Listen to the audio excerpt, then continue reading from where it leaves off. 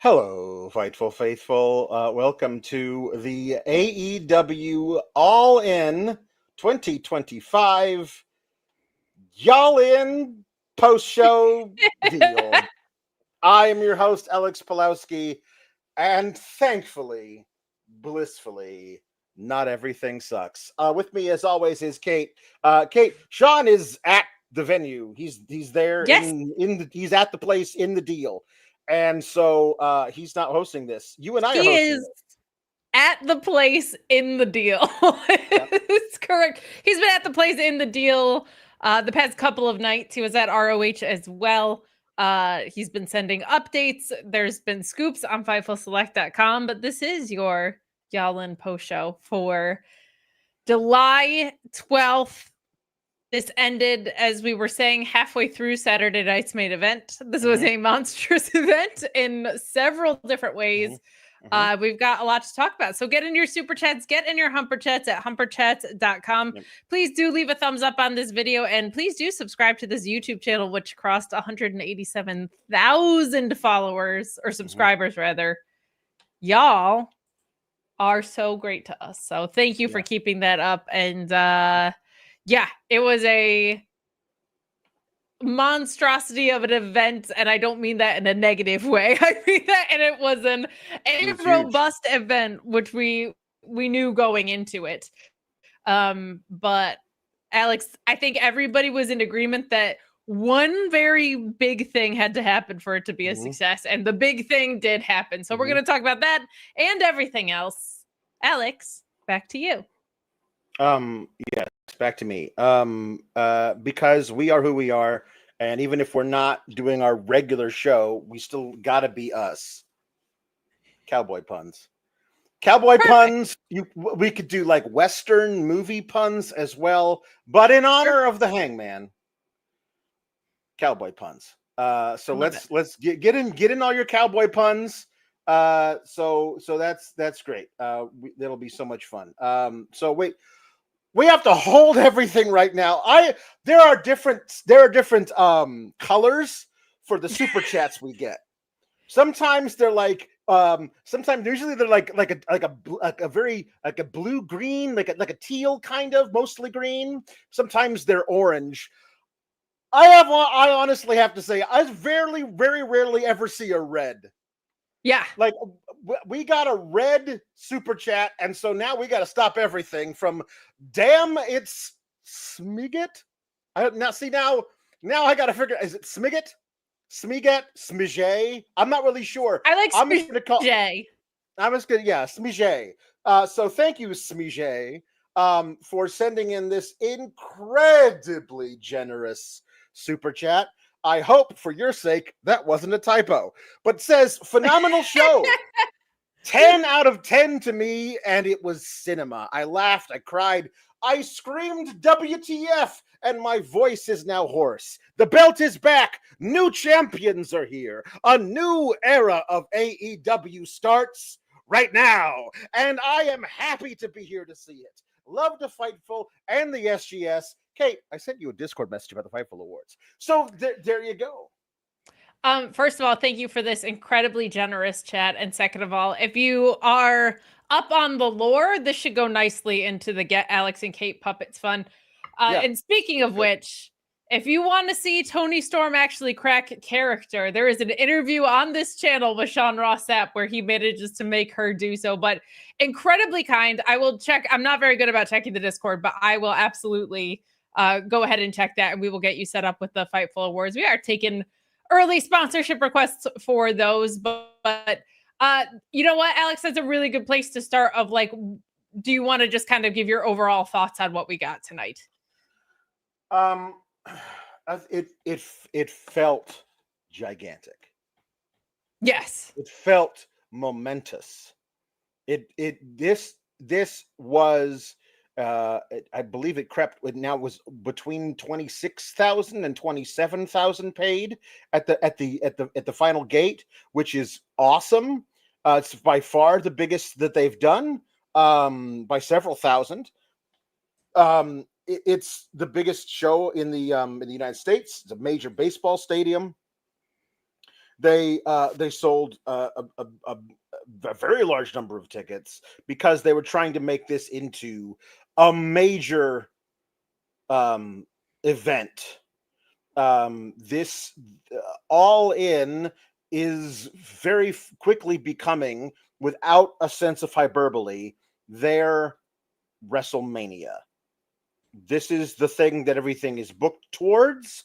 This is the way that I think WrestleMania should be, where things culminate and change and major angles play out that alter the following year leading up to All In 2026. All of the stuff that has been going on now for the past 10 months, that's all changed now. Where do we go from here? We don't know as fans, but we hope that they know and they have something planned. And that is what it was, what WrestleMania used to feel like to me. That it wasn't just spectacle for spectacle's sake. It was, these guys have been fighting each other for 6-7 months, and the only place it can be settled is at the granddaddy of them all. Like, that's the way it felt to me. And this feels like that, where we have maybe the two greatest wrestlers of the 21st century fighting each other again, but the first time in 7 years, to crown a brand new unified champion. Like, that is the kind of thing that needs to be at an event like this. Sure. The evil faction that has run the company since October, 270 some odd days, and they come up against the main character of the company in the middle of at the absolute peak of his redemption arc. And he's the one to finally do it, to finally get rid of them. This is how these things should be booked. And now we see what they have planned for going forward. Also, these major things that we have now we know MJF's running around looking for Hangman. Sure. Contract. When's he gonna use that? We to say nothing of the women that we have, the 4-time greatest character in the history of wrestling champion Toni Storm versus Mercedes Moné, undefeated in 400 plus days. She's wearing 6 other titles, but she can't get this one. But you know who is coming after this one? Somebody who's holding a different title and has been for 900 plus days. Like, these are the kinds of things that you set up at an event like this to get people really excited about coming to next year's event like this. Sure. Because they know they're hopefully are going to see something on the level of this. Like, there's a whole bunch of other things we're gonna talk about that I'm not bringing up now because I'd like to actually start reviewing the show that are also big moments like that, where a major thing happens that we know is leading to something else months down the line. Right. Big deals like that. I love it. I will say, if Mercedes Moné has creative control, I thought she knocked it out of the park tonight. She did a great job planning this whole event. Well, you know, she has creative control. That's like, she's the one who decided. No, listen, Toni, I know you love Darby, but it's got to be Hangman. Like, it's got to be Hangman. She's the one. She's the one in charge. But you know what? How selfless of her to book herself to lose this match to Toni Storm. You know what I mean? Like, I know it's incredibly really selfless. An angel among mortals. You know what? Like, honestly. that's basically just, that's so Danielson coded to book herself to lose a big title match. These are the greats of professional wrestling. I will say, I just got 2 text messages from Sean. One said, please use the Fightful Select Scoops thread. So I'm going to promote it because that means there's stuff on it. And I also saw one that said a horsey Hangman entrance was considered. So if that doesn't sell you on FightfulSelect.com right there, I'm going to read up on it because he wanted me to mention it on this show. But a horsey Hangman entrance was considered. I'll find out more about that. But we have another enormous chat from Tim McFowle who says SGS Takeover, all timers by Toni, Mercedes, Okada, Kenny, Bucks, Swerve, and Will and Hanger wins. All the stars. Bum beyond words for Adam Cole. I'm gonna cry when we talk about it. But even the worst thing still got the crowd back, so it's fine. Sorry, Alex. I love professional wrestling. I'll say this before we dive into everything. I just wanted, that was such a generous chat that I really wanted to give it its due up front here. One thing that has come back into this card that wasn't there before, and one thing that was a hallmark of early AEW when we talk about like that golden stretch that they were in, was unpredictable matches, which has had a few, and either option led to creatively satisfying places. Like, to me, the tag match is the epitome of that. And we'll talk about what both sides of the coin there could have looked like. But there were a lot of things on that, like Kenny Okada was like, that is a legendary feud and it could go either way. They could run it back again at All Out, which, by the way, has sold 8,500 tickets of 10,000 or something like that without anything being announced. So they, as a product, to me, are earning back the goodwill of not this feud is hot, that guy is hot, that woman's a star. They are now back in the place where AEW is hot. And if you want to know the value of that, look at the golden eras of ROH. When it was like all of the stars that got made now that are everywhere, ROH was hot. When it was the elite in ROH that were hot, they left and went to New Japan and ROH fell apart. So the value of your promotion being hot versus the value of certain programs or whatever being hot is a huge, huge difference. Now, that can also get very frustrating because WWE was so hot. Now it feels like they kind of threw in the towel on some things, or they could just put anybody out there and make them a star, and it doesn't even matter who. And so I don't like it when companies get lazy on that, and I hope that AEW continues the momentum forward instead of backward. But tonight, a few things that felt really promising to me were with both the Bucks and Moxley and the Death Riders losing.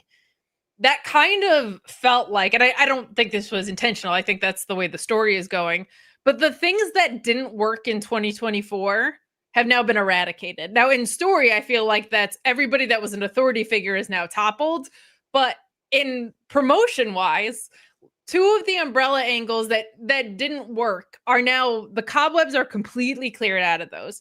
AEW has a history of being very hot the first part of the year through All Out, and then football season comes around and things fall off.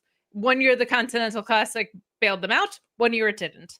So my hope is that going into this late stretch where they tend to slump, we don't get that this year. And I feel like tonight sets the table for things in a really good way. I've talked ad nauseum about how I think they fixed their pay-per-view pacing issues overall. And I actually think All Out having some breathing room from this, Forbidden Door being on the other side of this, that's going to work to their benefit in a lot of ways. And we'll talk about that as this goes on. But kind of like overall thoughts on the card, I think they did a really, really great job. And I also liked that we don't always get this with AEW, things within the card impacting things that happen later on. Like, and we'll talk about that as it goes along too. But I'm just so happy about the way that Mercedes Moné set that up for us. Yeah. Mercedes Moné obviously in charge of everything that's happening on here. Not to be a downer. It appears as though Seth Rollins' shoot injured his leg, landing off a moonsault, and they had to go home early. And LA Knight won with a BFT. He was able to drag himself to his feet, a la Pac, in that match with Swerve, and took a finisher and got pinned early. Oh God! So my gosh, I feel so bad for everybody involved in that angle. That's terrible for Seth. It's terrible for everybody. But the thing that's terrible the most is that they now have 30 minutes to fill with a Goldberg match. So we will see how else this is going to go. But we'll tackle this now too. Chris Hockley says, "What did y'all think of the start time of the pay-per-view? The link felt fine to me with the start time. Maybe it's just me. What do you guys think?" Well, if it had started at 8 Eastern, then it would have gone off the air at 2 a.m. Eastern. So I think that starting it early is a good call. I think that you can do a 6-hour show if it's something that has this much stuff on it. If you start it at 2 p.m. Eastern, and not because then it only ends like, oh, hey, you know what? Time for a late dinner. as opposed to I have work in the morning and I've got to be up in 5 hours. You know what I mean? I will say the back of this card felt more loaded to me than the front of this card, and there were things that I felt like, and we'll talk about this as we go along, things that could have been either shorter or just maybe cut from this card in general. One thing I appreciate is that with these bigger shows, Tony Khan tries to get as much of the roster on there as possible, and I commend him for that, because that's a lot of wrestlers getting paydays. While watching it, it didn't feel long to me.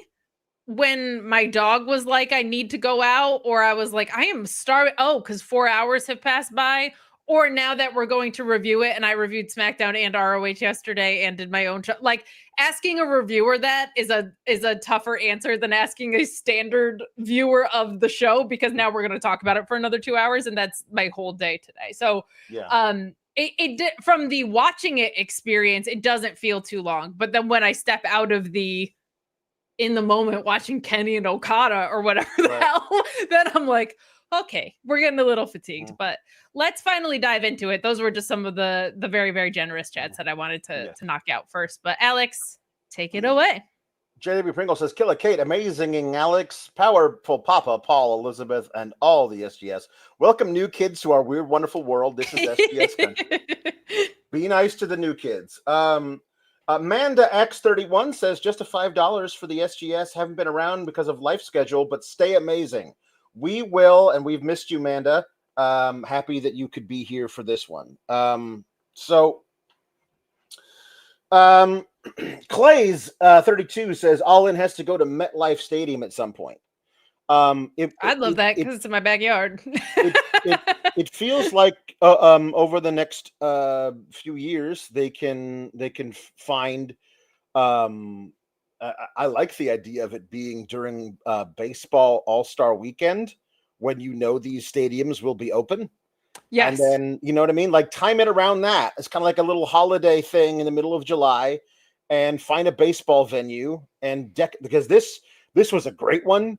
It looked great. Fun in there. Like, it was a little difficult because there's so much empty space in this kind of arena that the crowd didn't sound as into it as apparently they were from people who were there reporting, like saying, this is so loud in here. And it didn't feel quiet, but it didn't feel as the pops were huge, but like the buzz during a match wasn't as loud on the broadcast as it was in there.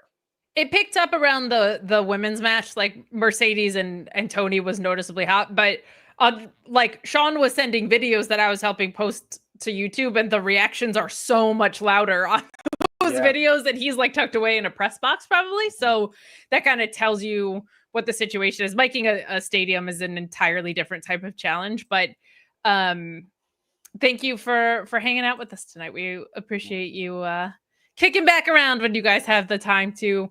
I would love for them to go to MetLife, because it's in my home state, so that would just make it very easy on me. Notably, probably shouldn't do it across from a Beyonce concert. So I think as long as they avoid the Beyonce concerts, it'll be like not as big of an issue.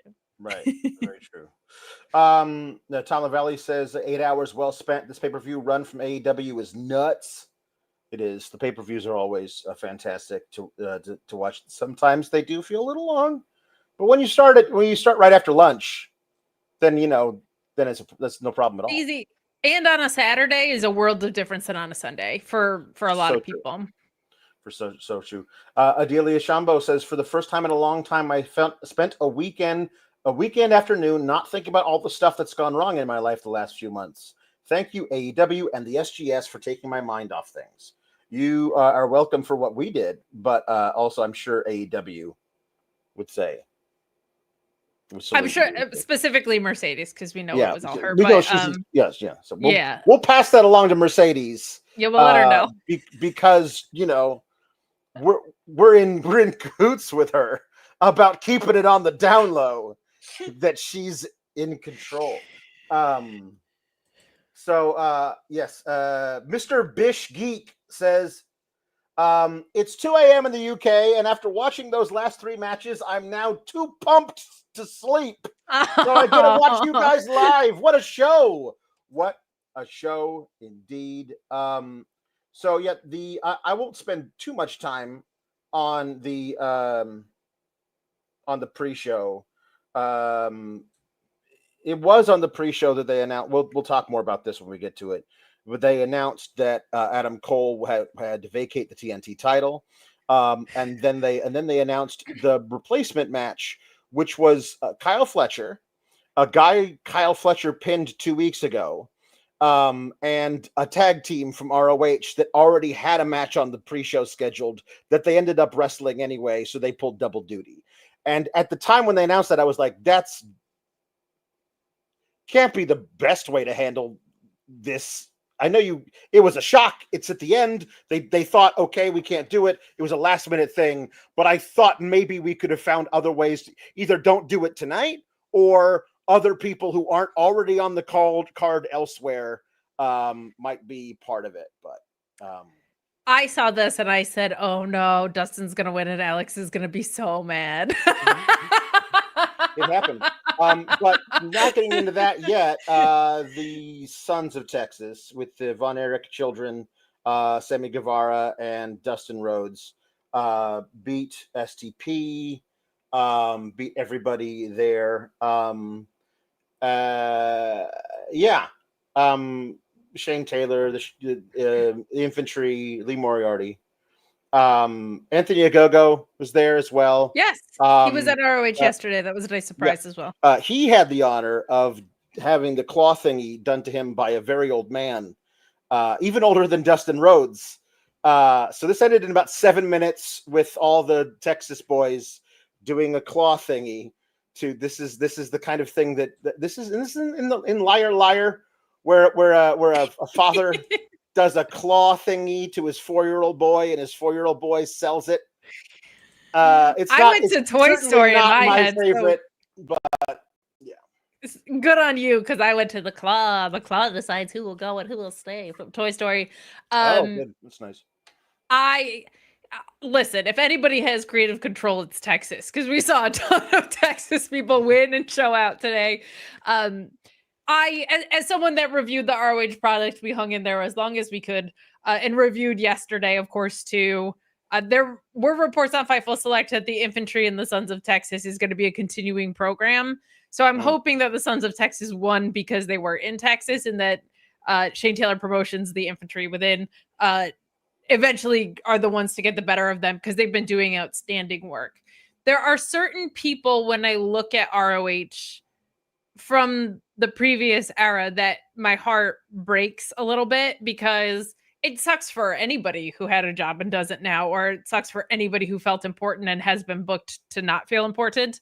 Shane Taylor Promotions, that whole group, that breaks my heart, because to me, Shane Taylor is the type of talker that is on the level with an Eddie Kingston, a Kevin Owens, a Samoa Joe, and he can make you care about anything in one breath. And so for them to just be perennial losers that call their shots all the time is not fun for me. But I also understood, like, this is a pre-show match in Texas with the Von Erichs. I wasn't like, this is Shane Taylor Promotions time. And like, of course not. So it's you got to give the people what they want. This was 7 minutes. It was fine. On the Claw podcast, it was announced that Kevin Von Erich is signed to a Legends deal, which I think is maybe the first, if not the second of their kind. I don't know if Sting is on something like that or not, but I like when wrestling takes care of their people. This was just to pop the home crown on a pre-show. I don't get mad about things on pre-shows. Like, that's not something that I'm like, oh, darn. Right. Yeah. The Big Boom AJ with the Conglomeration, including Ishii, Hologram, and Kyle O'Reilly, defeated the Don Callis family. Best part about this is when Trent brought a pie-faced child. That was the best part of this entire match. And then that child got him back with a spear that was better than Jey Uso's or Goldberg's. So let's get this kid all trained up and see what he can be in about 10 years. This is what I was watching this and I'm like, well, why can't Hologram do double duty? Why, like, Sure. You know what I mean? Yeah. Like there are other people I'd rather see do double duty, and a bunch of people I'd like to see do single duty.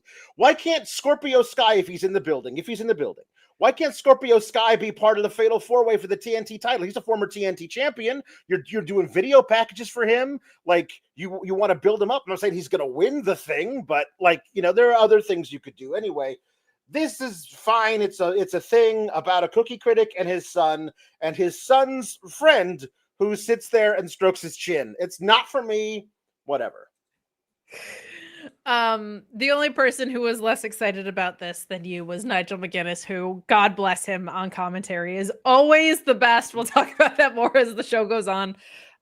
This again, like if you're using your pre-show to get your crowd excited, I'm never gonna have a problem with it. They did bring the boom. It's what they do. They brought the boom to you. So so there you go. Kyle O'Reilly doing the Rizzler face all the way down the ramp got me so good. Yeah. I love Kyle O'Reilly so much. I do think that there's maybe two people in the world that could just be in two different factions without a creative explanation, like Kyle O'Reilly is in both the Paragon and the Conglomeration, and I wouldn't question them. And I think Kyle O'Reilly is both of those people. Like that is a ridiculous thing. Obviously, we know the situation with Adam Cole now, but I was like, did they just put him back in the Conglomeration? And it's okay because it's Kyle O'Reilly and nobody else. But match of the year candidate, I think. Yeah, certainly. So Luis saying that Big Boom ate a bastard of a knee from Hechicero and it popped me, LMFAO. He did. This is fun. What a worker. He got injured with QT Marshall and worked through it. He's selling for Hechicero's knee. He better be selling for Hechicero's knee. So then the last thing on the pre-show was a rematch of the FTR and Outrunners match from Collision that was very good, but no better than very good. But everybody was saying it was a match of the year candidate. And then they did an 8-man tag this past Collision, and now they're doing another match. Like, please don't run this into the ground. Like, you caught a little bit of lightning in a bottle with that first match, and you can continue the thing.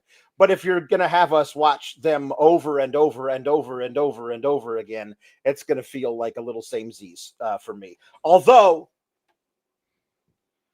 I just want to point out the Outrunners, big baby faces. All the kids love the Outrunners.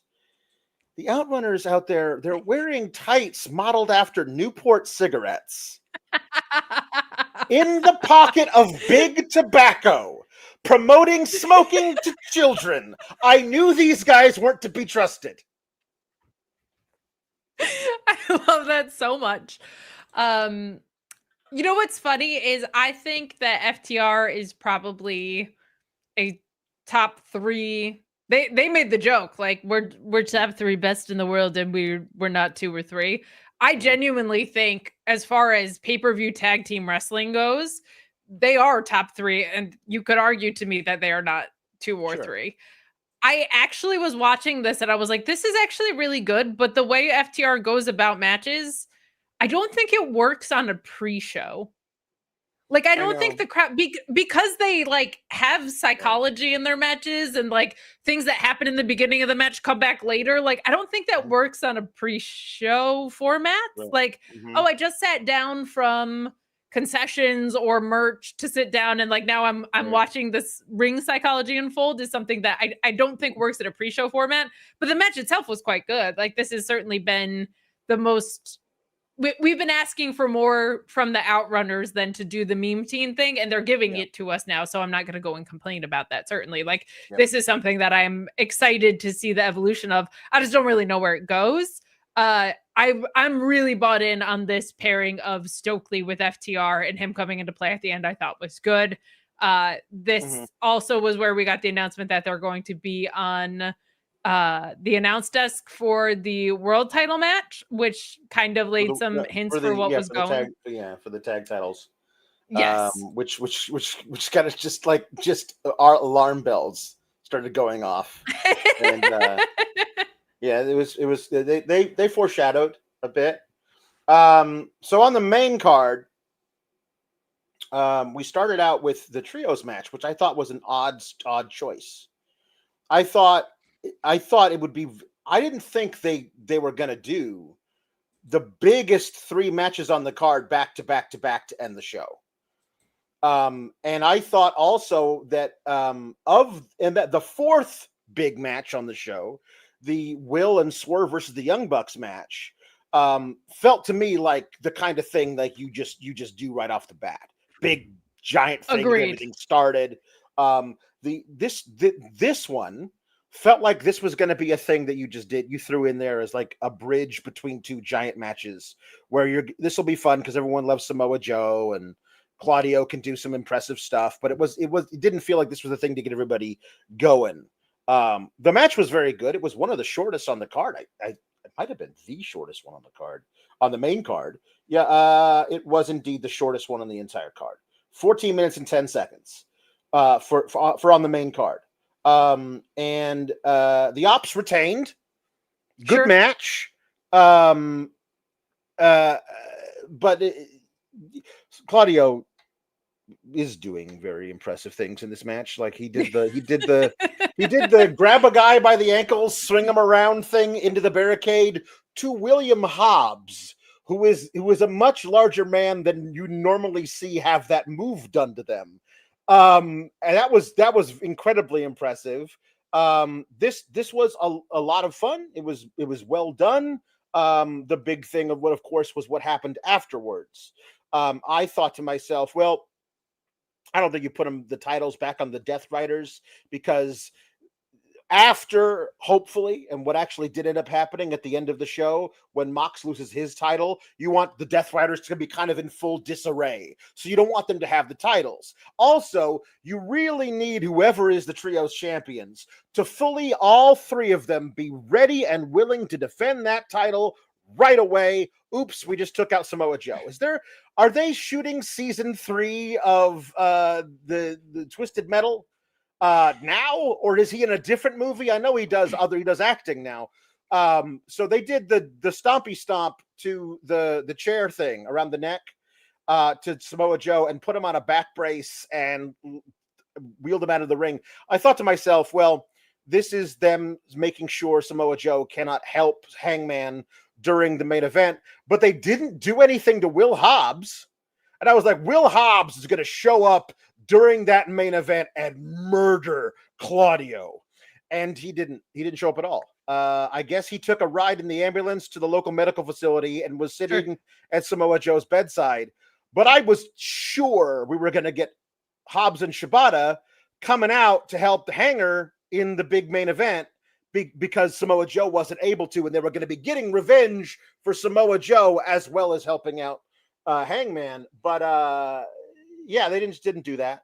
So you are missing the forest through the trees here. Okay, I don't normally tell you you're just missing something so blatantly, because you're very detail oriented. But obviously, next time we see the Ops, Shaq is going to have replaced Samoa Joe, because he will have still been in the ambulance from 4 years ago. Oh, okay. And he'll be back at I don't know. I had said online, it is always funny in wrestling because commentary will be like, my God, that might be a career-ending injury. And then the next day it'll be like, Samoa Joe, Twisted Metal season 3 or whatever. It's just like a funny thing that happens in wrestling. Like, this might be the end for them. And it'll be like, actually, they're going to Hollywood the next day. I think this was probably just to say hey, Samoa Joe's not in the main event. And you could maybe justify maybe Hobbs wasn't trying to get mixed up in that.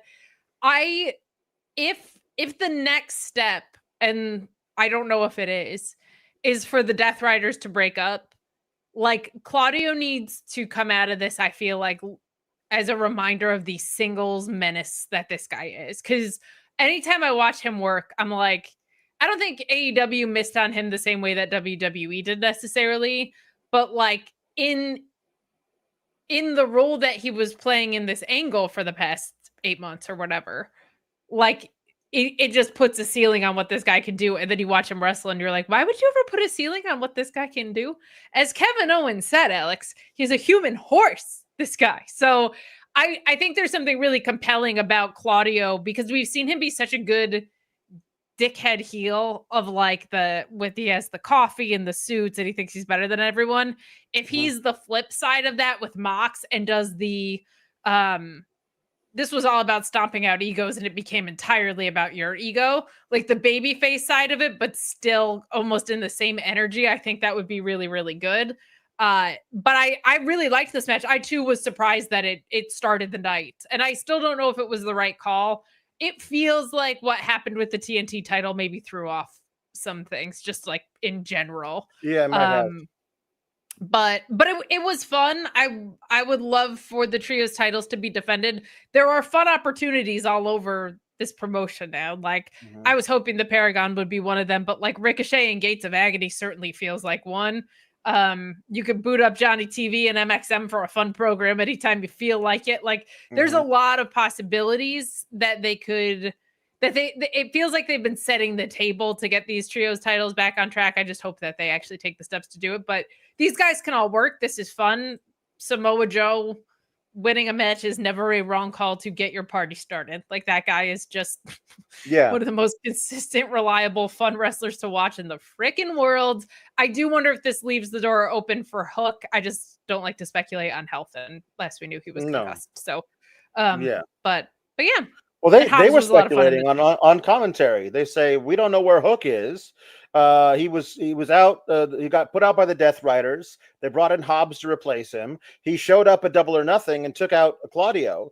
And Samoa Joe seemed happy to see him, but Hook didn't. So we don't know what's going on with that. They wouldn't bring it up, I don't think, if he wasn't close. Yeah. If they weren't planning on doing something with it.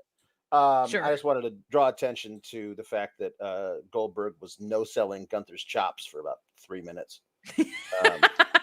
So that's what's going on in the old counter programming. Joel Pearl will have a post show for that, by the way, if you are for whatever reason interested in Saturday Night's main event.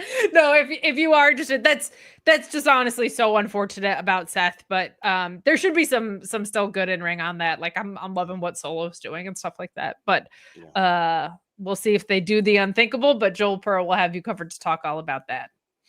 And we'll probably finish our post show an hour after he's done. So yes, almost certainly. So yeah, Joe won with a big spinning muscle buster on Wheeler Yuta. But they took him out, and we moved on to the men's casino gauntlet, which was hold on now, the second longest match on the card. Was it really? It was 34 minutes and 55 seconds, according to Wikipedia. It was too long. That's too long. I love your idea of the intervals in which guys come in are staggered, but I think there should be a maximum. Yeah. And I think the maximum should be no more than 2.5 minutes. There were times I was like, okay, so is the last guy in the match? And then they said, wow, we don't even know how long that line, it stretches to the other end of the building. People wanting to get into this match. And I was like, they said that after all these people were in the ring. And I was like, is that really the case? Because you could let another guy in. I don't know what's the deal with do you just pick a random time on your phone, set an alarm for it, and then when it goes off, another guy goes in? There should be like, I don't know, like when you draw your name, you should also get the interval, and that should also be random, but it also needs to be within a time frame. Like it can't be shorter than 15 seconds and it can't be longer than 2.5 minutes. I think that's just their way of evading what happens in Royal Rumble, where they just lie to you. So I think that's my guess, but 34 minutes for this was too long for a few reasons. One, there was no real major surprise in this. And two, the stories, the person who I think most people thought was going to win won. And the stories that were in play were carryover stories. Like nothing really got super started in this. Right. So I don't think you need 34 minutes to continue stories and give us a predictable winner. Things that I thought were awesome. I I feel like the first round of Casino Gauntlets, it was like, hey, this is the hallmark type of match we have. And we were all like, oh, this is cool. In the second round of them, it was like, look, like surprises. It almost felt like Rumble and there were debuts and things. And then this time it was like people had strategies and there was psychology within the gauntlets that I don't think we saw there before. I liked MVP coming out. Mystico looked like a damn king out there. Like his entrance was amazing. And I think they did a good job with the continuation of a lot of stories. Takeshita, I don't know. For his match with Bandito yesterday, all I can say is go watch it. It was absolutely insane. That guy's gonna go do the G1, but like I could watch him wrestle anything for 34 minutes. But I think to get to the result we all expected, that was probably superfluous. That being said, love the pops that Brody King is getting. Love that Ricochet was in this causing stuff. So it didn't feel overly long watching it, I don't think, but knowing how long this show was, that's certainly something you could take like 10 minutes off of and call it a day. You didn't need all of those guys in there. You want to get them on the card, sure, and I get that. There were bigger surprises in the women's match than there were in the men's. Yes. So maybe, but I think the biggest surprise is that Juice Robinson needs to wear a beard. Like needs to. Maybe there was a lot. Any wrestler I've ever seen. Like he looks great with a big bushy beard. He looks super crazy. It's great. It's the right facial hair for that guy. He's got to have at least like something on there. Because he doesn't look right without a. I'm sorry. This is not me casting aspersions. This is I know what Juice Robinson looks like, and that man is Juice Robinson. Like that, you reverse brain caged it. Yeah, you're like yeah. I don't. He looks like you know like the opposite of a shrink ray, right? Like would be like a growth ray, right? He looks like somebody hit one of the Rugrats with a growth ray, but it did not affect the face. Like it's just super tiny on a regular size head, but the face you need the beard to fill out the face. And that man is not Juice Robinson. I feel like that lady on the plane. That mother effer is not real. He is not. But the Guns came out to help him. Because the Gates of Agony came out to help Ricochet, but they were taking out Juice Robinson, and then the Guns came out. So like you could absolutely interest me in whatever's going on with Samoa Joe. Is he healthy? Is he not? What's going on? But if you get Samoa Joe and the Ops back together and they're an actual thing, Ricochet and the Gates of Agony versus the Gun Club and versus the Bullet Club Gold, basically. Jay White will come back at some point, but he's not a tag guy. He's a singles guy. The actual trios of the Guns and Juice Robinson, that would be a really, really fun thing. Really fun. The best post that I saw about Juice Robinson's look was from Joe Holbert of Wrestle Purists and formerly of Around Here, who's fantastic. And he said, Juice Robinson looks like every other wrestler but Juice Robinson. That's very good. Undertaker gear. Good. He had Bo Dallas comparisons being drawn. It jarred me in the same way that Brian Cage grew his beard and I was like, I don't know who you are anymore. Mm-hmm. And now Juice Robinson doesn't have a beard and I'm like, I don't know who you are anymore. Southern My Grace is in agreement with us. It was also an entire stylistic change with his whole look. It was his whole look was entirely different. He looks great, like in shape, whatever. Yeah. But yeah, that was Tom Lavallee says Juice beardless is like Alex beardless. Not right. It is not right. It's I look like an obese thumb. It's not. I do not look right without the facial hair. I look like an obese.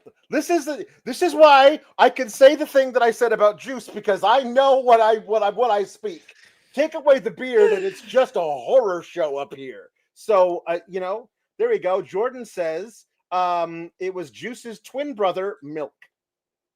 I think it was too. I think it was too. His evil twin brother Milk. And Simmons saying fun gauntlet match, MJF, good pick. MVP of this match was Ricochet. He took bumps from everyone and made them look good. I think he's proven, not like other ex-WWE guys, get some W's on pay-per-view for this guy. I think when we saw Ricochet in WWE, we were blown away by what he could do. And before that, as Prince Puma and the Indies and all, we were so blown away by what he could do in the ring. And we knew that about him coming into AEW. And now we're getting to see that everything else he's amazing at. And it turns out he's just a damn good pro wrestler. Like, he bumped his ass off in this match. His character is super fun. The idea that he went from someone that was deemed like great in the ring, but has no personality, to someone I can see them relying to get Gates of Agony over, like the leader of a group, I think is a testament to how great he's been and how good the surrounding creative has been. Whatever is happening in this ecosystem is working for him better than it did in WWE. The reverse is true from some people that go from one system to the other, right? That's just the way it goes. But what I really loved about it is seeing the everything else about it, because we knew he was freakishly talented in the ring. Like, I really love that we've gotten to see so much else. There was another chat about this that I lost. Beardless Juice Robinson looks like a Lego character. He does. Gotta grow that back. Love the man to death. Everybody loves Juice Robinson. He's the frickin' best. He's the best. I missed him, and I'm happy he's back. Me too. I said no surprises. I forgot about that. That was because it was 7 hours ago. So yeah. My apologies. So here are the people who were in the match. Obviously, MJF and Briscoe started it, and they basically finished it. Even though MJF did not pin Briscoe, he stole the pin from Briscoe. So technically, if the second guy stole the pin from the first guy, all you need is a third guy. And so we didn't need all of these other people here, because there was fun, but it wasn't like we had Bandito, who looked great, Takeshita, they were doing their thing, they were like running like echoes of last night. Josh Alexander, Anthony Bowens, Brody King got a big pop. Mystico came out and did, the full entrance, but not everybody in that stadium could sing his song, but he still stood the whole way through it. And MVP was like, "Hey, Max, don't just let him stand there. Punch him." And he wouldn't. And I was like, Max should have punched him. MVP was great on commentary. He was. Ricochet was great. Roderick Strong came out. Juice Robinson was a big surprise. Kota Ibushi was in it. Beast Mordos got the biggest pop of anyone in the match. Maybe of the night. And a huge like portion when he came in, he just did moves to everybody. He was the guy who came into the Royal Rumble. He was the hot tag thing, yeah. All of his shit in, and before anything else could actually proceed. Most of the match, though, was two guys doing stuff in the ring while everybody else was taking a nap. Mark Briscoe got in a good 40 winks during this match, just hanging out on, just sitting there. He was counting chickens, jumping over a fence. But Max Caster came in, and actually before he did, I put in the chat of the SGS Discord, they should do a thing where like it's like we're like 20 guys in to the match, and we're like, when is this going to end? And Max Caster comes down, and we're like, oh my god, it's Max Caster, and inside of 15 seconds he gets pinned. Like, it's not like a guy who's been in the match for 10 minutes. It's Max Caster who gets pinned immediately. And when he came in, I thought they might be actually running that gag. And doing that, and he doesn't even finish his catchphrase. He gets down to the ring, and the first thing he says is like, "Let's go, Max, you're the best." And then he's just done. Would have been brilliant. He got knocked off the apron and landed on Anthony Bowens. So... yeah, I mean they've got to get Bowens going. Like they just have not nailed the presentation, but he's phenomenal in the ring, and they'll figure it out with him. I think he's the guy that the C2 will be incredible for. I think Max winning is a great call here. I love the pops that Beast Mortos, probably because I'm sure Mercedes was like, you better all cheer for my boyfriend. You better all cheer for my boyfriend. Yeah. But I listened to the post show from Wednesday with you and Sean talking about the Mark Briscoe segment and what you said about wanting to see the sincere side of Mark Briscoe, not the unhinged side after Max went as far as he did. And we kind of got that on the next Collision. We got it on Collision. Like, they took my direction. Yes. They were like, you know what? This guy on this one podcast is right. So hey Briscoe, will you come into this weird wine cellar? I don't know where he was when you cut that promo. There were barrels behind him, I think, or maybe those were giant tables. Anyway, Briscoe, you got to come in and cut a very sincere promo because this guy said that you needed to do it, and then they did, and just like that, everything was better.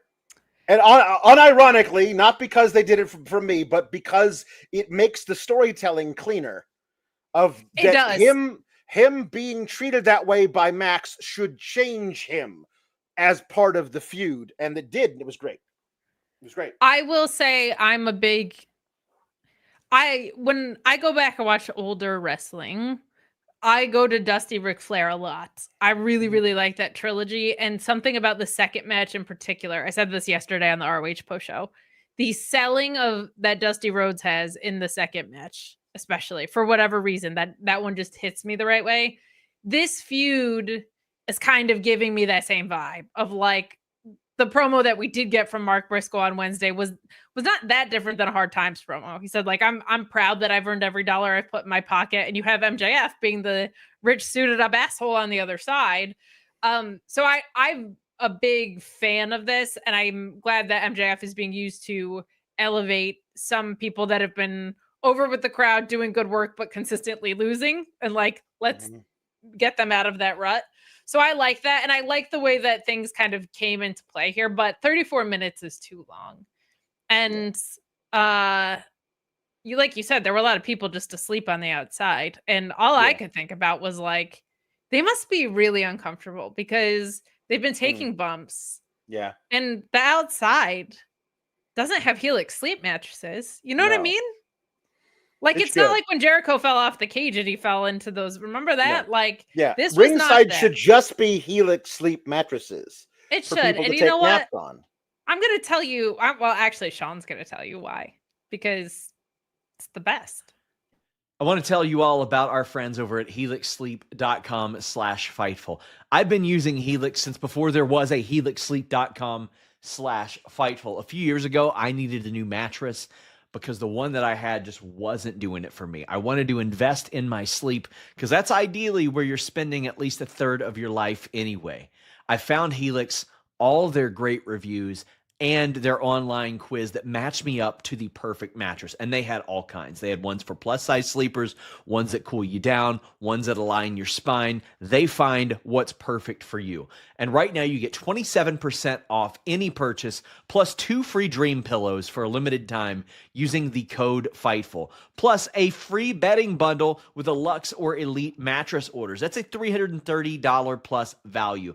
I've got the Dusk Luxe. I'm on my second mattress, actually. I got another one for the guest room in my house. I felt very confident with that because there's a 100-night sleep trial. There's a limited lifetime warranty, shipped, assembled in the U.S. If for some reason you don't like it, they will come and pick it up for you. helixsleep.com/Fightful. Invest in your sleep. Invest in the mattress that is spoken highly about, not just by Fightful, by GQ, by Wired Magazine. Go check out all their options and match up with the perfect mattress for you.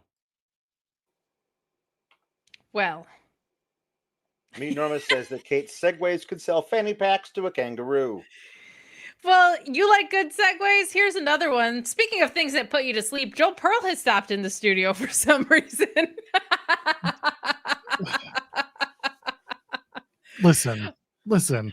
All I can tell you is, if you're ready for a wonderful Saturday night's main event review, you can come and check it out.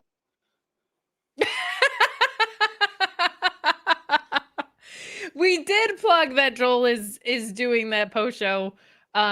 Sincerely, like the the Seth Rollins element obviously just will so drastically affect things, and you hate to see stuff like that. Like you hate to see anybody get injured in general, but there was so much emphasis being put on him in the stable that he was building out, and it was so productive for Braun Breaker and where that was heading. Like, so just to Seth Rollins, Colby Lopez, the person, you feel for that guy, and you also feel like, oh my gosh, they're going to have to do so much creative work to fix, because it really seemed like that stable was going to be a focal point of WWE programming moving forward. So, I mean, the briefcase is interesting.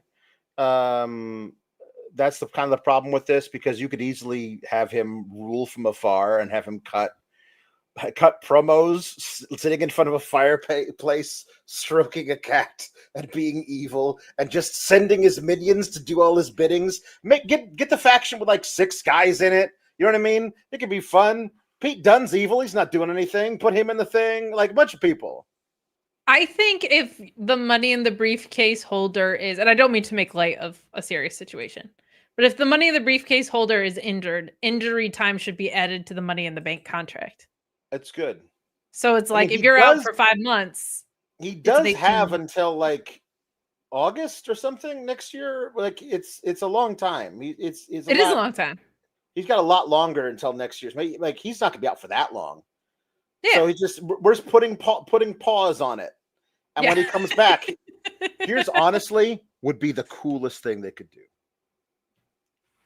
When he comes back and cashes in. We don't see him again until he cashes in. Whenever he can come back, he returns to win. He returns and immediately cashes in and wins. That'd be great. That'd be very cool. Okay. Something that's not great. Adam Cole. We don't even know what happened. He was in a match on Collision. He walked off under his own power. That's what makes this so scary, because we didn't see anything happen to him during the match that you would have thought was anything. It wasn't he wasn't limping. It wasn't the ankle. It wasn't like he re-aggravated, like some pins in the ankle got moved around. Oh, we can't do that. He obviously, with concussions, everything's different, but he seemed okay concussion wise just today. So I mean, and it didn't look like he took any big hits during the match on Thursday. Everything was fine. Him walking out like he was holding up the belt high after his match on Thursday.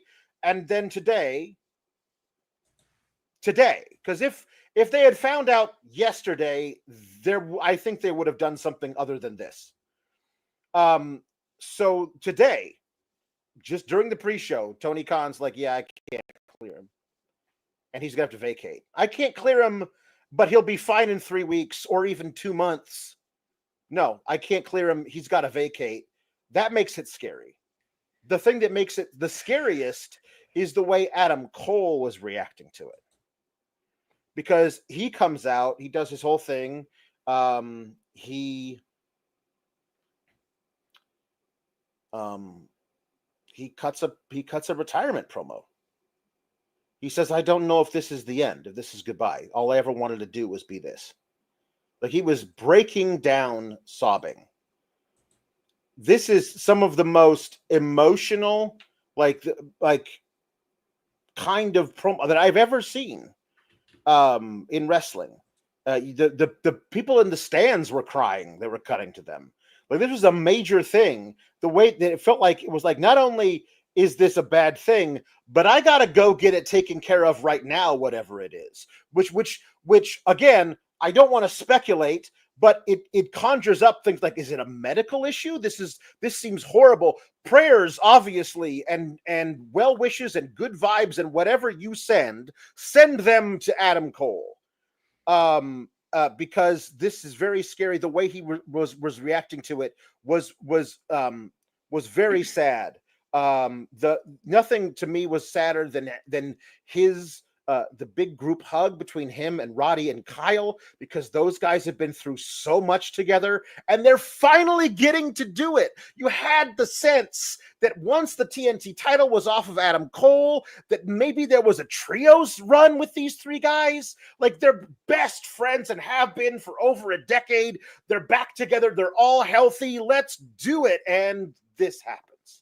Like, the string of terrible luck this guy has, a freak concussion that he got, that then was left him like he couldn't sleep, like all this stuff. He finally gets past that. He comes back. He runs the main event angle of the entire year, hit the Better Than You Baby, and a freak thing happens where he jumps off a 2.5-foot ramp and his ankle explodes. That's a 1 in a billion shot. And he rehabs and rehabs and rehabs and comes back from that. And then they do this, and he got in the best shape of his life. He looked great. Great. And his wrestling legs were back under him, like with the Josh Alexander match and the Garcia feud. And now this, whatever this is.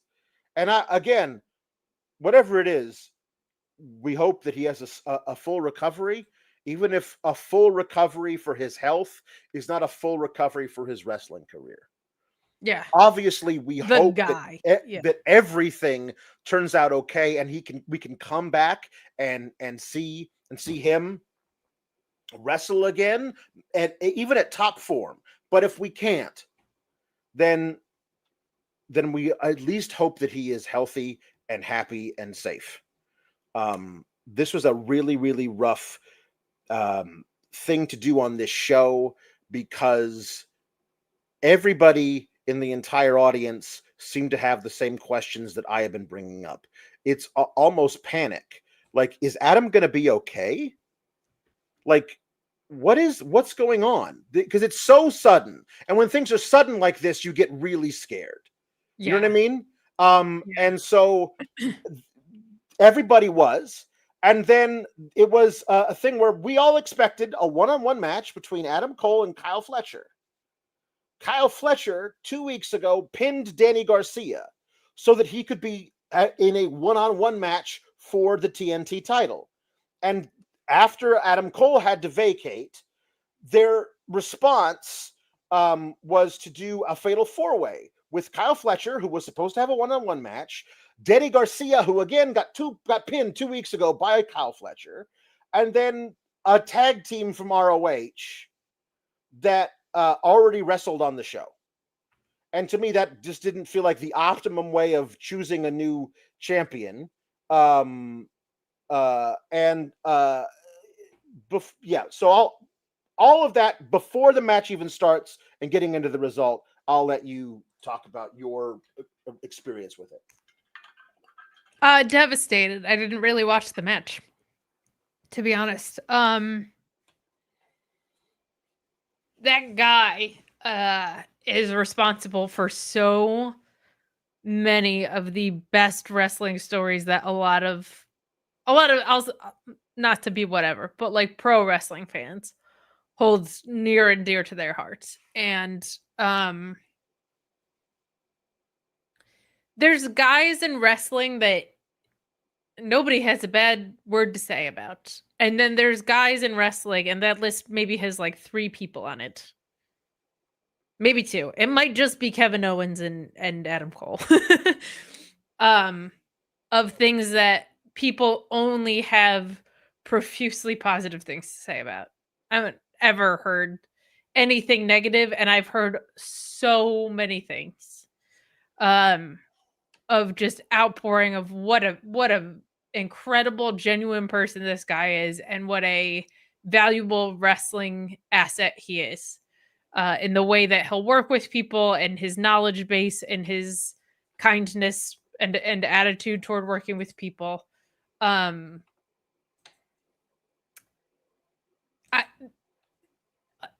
of why it was so unnerving for me, Alex, was like, it wasn't a polished retirement speech. It wasn't, I don't know what's going to happen. If he had come out there and it was like this composed, like, announcement about what was going on, like when Bryan Danielson retired the first time, he had like his "I am grateful" thing, right? Like so many, even Adam Copeland as Edge when he retired, which was also abrupt. It was like, this sucks that I didn't expect it, but it was like, it was clear what was happening. With Adam Cole, he said, I'm not ready to discuss the retirement word, but I just don't know what the future is going to bring. He even at one point was like, shit, like he couldn't get through it. And that part was just like, that shattered my heart in a way that like these types of speeches don't normally do in pro wrestling, because not only of the uncertainty of like having to not know if you're going to get to do what you love again, but like you said, it just feels like, is that guy going to be okay? And then on top of that, what this guy's gone through the past 3 years is nuts. And like the concussion stuff and the ankle stuff are such completely different injuries that test your mental strength and recovery in completely different ways. And then whatever this is so heart-wrenching. And then you see him hugging Roddy Strong and Kyle O'Reilly, and I'm looking at like, Kyle O'Reilly wasn't supposed to be able to come back because his own neck surgery didn't go well, and like he got through it. But man, like it's a reminder of just how unbelievably challenging and how much of a test wrestling can be like nothing else in the world. And I know people will be like, what about UFC? What about that? Of course. But I remember like MJF saying one time that there are UFC athletes that you're like, okay, so I'm going to pick you up and I'm going to powerbomb you into the side of the apron. They'd be like, are you out of your damn mind? And I'm just not going to fight that off. It's a completely different type of thing. Yeah. And you never want to hear it happen to anyone. But when you just hear this stream of pure love and respect that come from people in wrestling who, I don't know if you guys know this, don't really just dole that out very easily. Yeah. It really ruins you. And his just raw emotion and the feeling like he doesn't know what's next part of this broke me. And I just didn't, I didn't pay attention, to be honest. Didn't really pay attention to the match. I wish I had. I wish I could tell you like, oh, this spot was awesome, but I love that Kyle Fletcher did this, and I know Alex didn't like the ending. I was just like, had tears in my eyes. I was getting messages from people in the stadium that said like it felt like a funeral all of a sudden there, like a switch flips, because the vibes were immaculate up until then. So with that said, I understand why they put the title on Dustin Rhodes after that news, but I'll throw it back to you and we can talk through what's to come out of that. Read some chats people sent in. Meat Normus says prayers from Adam Cole. It got misty at Meat Castle. Yes, Meat Normus. It got misty at my house too. Anthony Velasquez says, do you think they should have saved the Adam Cole announcement for another time? Seemed like the crowd couldn't get up for the match after hearing that bad news. That is true. And my thing is that this felt like Adam Cole like says, please just let me go out there and say something. That's what it felt like to me, you know, like. Yeah, that's how I kind of read that too, was just like, I mean, I think it was probably up to him. He comes out wearing the belt and he like leaves it there for them. Like that's just, you know, we could tell how hard it was for him and how scared he was. And that's how scared. That's why it makes us scared. Cause like, you know, what's up with you. We don't. And the fact that you're scared about it doesn't make it better for us. So, yes. So then the match, which again, everyone expected Kyle Fletcher to beat Adam Cole and just be the new TNT champion going forward. So when Adam Cole's leaving, the first guy to come out for the match is Danny Garcia. And the hug they shared, and the way that Danny was like, you could actively read his lips saying, thank you so much for everything. You know what I mean? This isn't the end. Don't worry about it. It's fine. You're going to get through this. Like what a good dude Danny Garcia was, and how obviously he and Adam Cole bonded during their feud and everything. That was so cool. I was like, you know what? Screw it. Put it on Danny. Put it on Danny and let Kyle Fletcher take it off of him. Let Danny come out and cut a thing like this. This is for Adam. This reign is for Adam. I'm doing this for him. He's one of the most beloved guys in the back. Everybody loves Adam Cole. Even when I was feuding with him and I wanted to kill him every night when we were wrestling, I still love that dude. I love him now. This one goes out to you. And let Kyle Fletcher come out after that because he wasn't involved in the pinfall and say, hold on, everything. I was supposed to get a one-on-one match. I pinned you 2 weeks ago for the... How the hell are you the champion right now? Let Kyle Fletcher get heat off of it. And he beats it because I do think Danny Garcia and Kyle Fletcher is a rivalry that they could work in the upper mid, and finally main event scene of AEW for years to come. You know what can't? Anything involving Dustin Runnels, because he's 56 damn years old. And he's already got two titles around his waist. I mean, you wouldn't know that the 6-man belts exist outside of... That's fine, but he still has 2 titles. I don't care, blah, blah, blah. They put 2 titles on him, and he's 56 years old. His professional wrestling career started in the Reagan administration. That is not hyperbole. And so now he has 3 titles with a roster this deep, with all those guys in the Casino Gauntlet match, with a bunch of dudes who couldn't even make the card at all. It's unconscionable to me that you would put a 3rd title on Dustin Rhodes, who is 56 years old. Now, if the exact same thing basically happens and they think they can get more heat on Kyle Fletcher when he beats the crap out of Dustin Rhodes than if he beat the crap out of Danny Garcia, fine. But you have until Wednesday. Do not drag this out until All Out. Kyle Fletcher gets the title on Wednesday. At the latest on Saturday or Thursday, the Collision from now. I don't like that was his right. He was supposed to be the champion. Everybody thought it was going to be him. If he was going to win the title in a one-on-one match with Adam Cole as of 24 hours ago, then the latest he can be TNT champion is Wednesday or Saturday. Don't drag this out. I give them credit to the fact that this happened. That Tom LaValle points out the pop dust it got did revive a very sad crowd. So I do give them credit on that.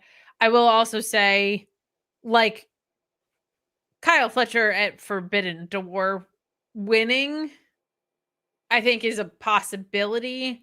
I would rather him go into Forbidden Door. He did a lot of European wrestling. That kid came up in the European scene, like, so I would rather he walk into it. And I also, like, I'm just a believer in that we don't have enough title changes on television. Like, do agreed. A title change on television and let Kyle Fletcher win it that way. And I think there's tremendous heat in just beating the ever-living dog crap out of Dustin Rhodes and him winning it that way. So I think there's productive ways out of it. It does feel like they put it on Dustin because Texas. And I've just now seen 2 reigns go over a year because Texas. I don't know if Sammy turns on him. I don't know about any of that. I got to be honest. I didn't give a shit. I was just so sad. Right.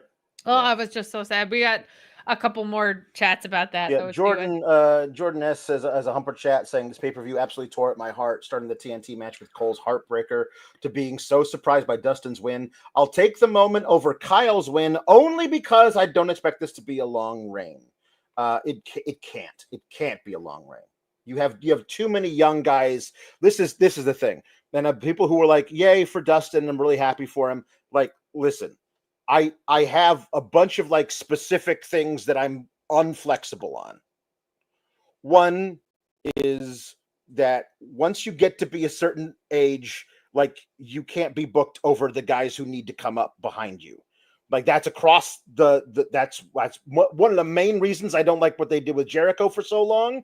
It's one of the reasons why I think them using Goldberg at all is a silly thing. It's one of the reasons why I don't think you need to make Dustin Rhodes a champ for longer than a week, because you have literally a dozen young guys who've never been a champ before, and they can move up the ranks and pass the people. The older generation makes way for the younger generation coming up behind them. I think that needs to be a thing, because for so long in wrestling, you've had guys who were upwards of 50 years old politicking to stay on top, and the young guys just keep getting older until they're not young guys anymore. I do feel like, and you said it about Kyle Fletcher and Garcia.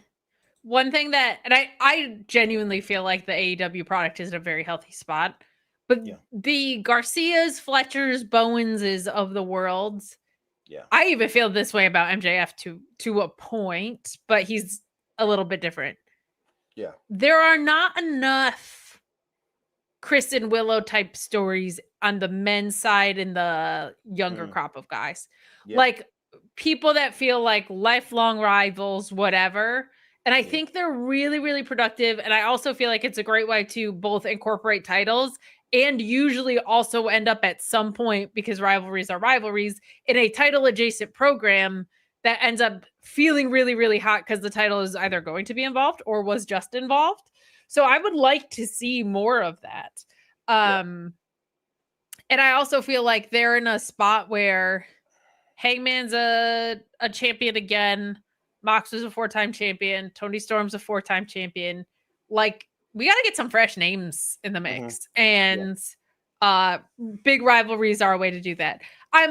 If it goes past Forbidden Door, that's way too long for me. I would like for it to only be a week. If it happens at Forbidden Door, I'll take it. I get why they did it here. It just feels like all of this just feels like an unfortunate set of circumstances. That's all. Like it just feels like all of this happened for the shittiest reason. Regardless of who's the champ, Fletcher has a legitimate gripe. I was supposed to have a one-on-one match for that title. Yes.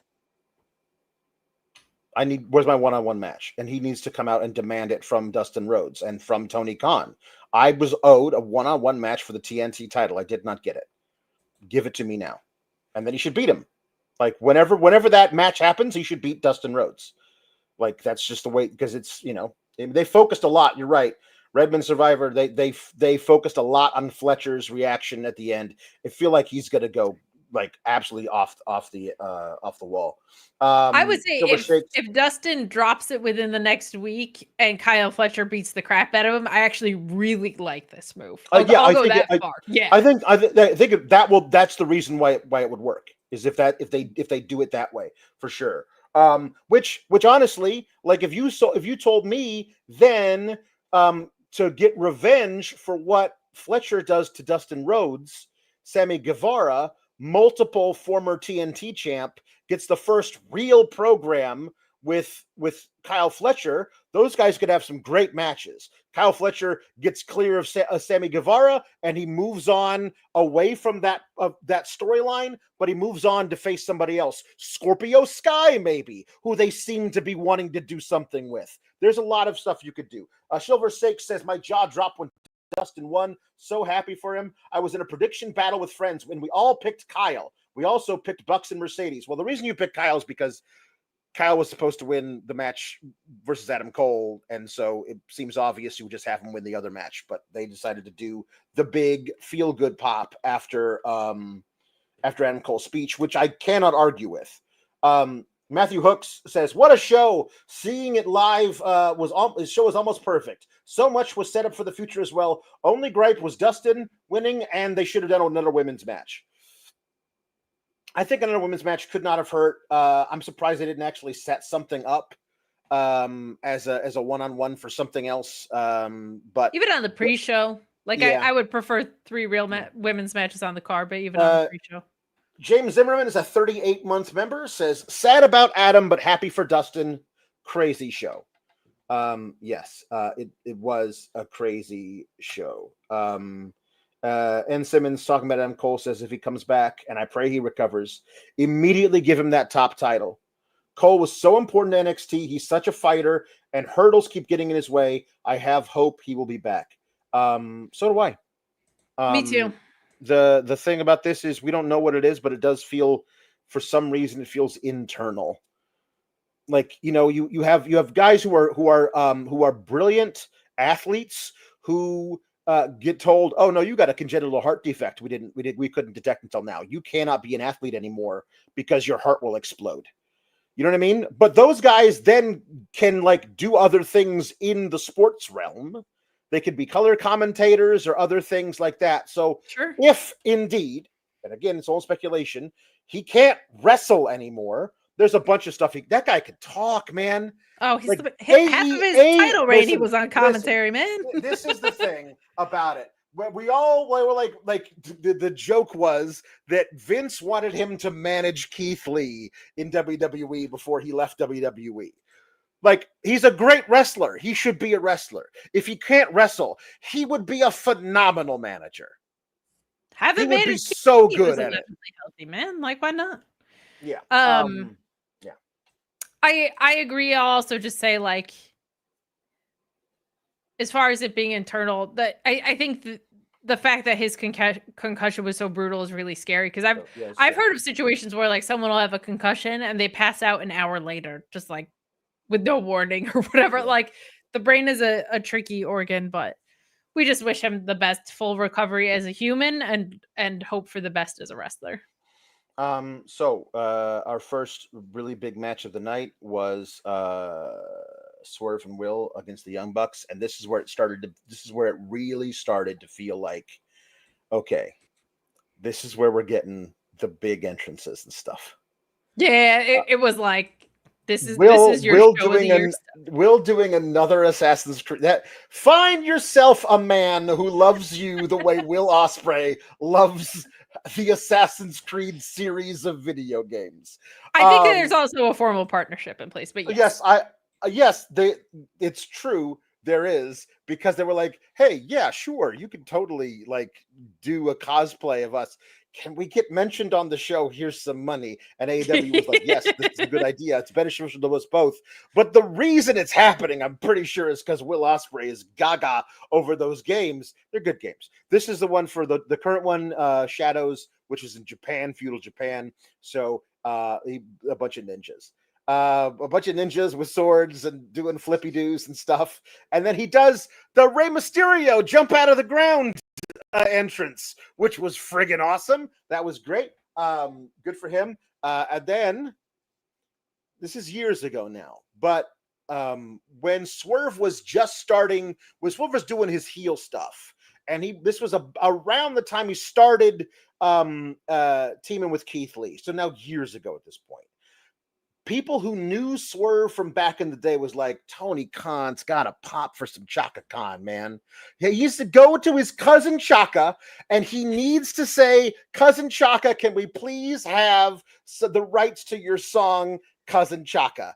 And whatever Cousin Chaka wants money-wise, you pay her, because that was his original entrance on the indies, was Ain't Nobody by Chaka Khan. And they did not actually get the real recording.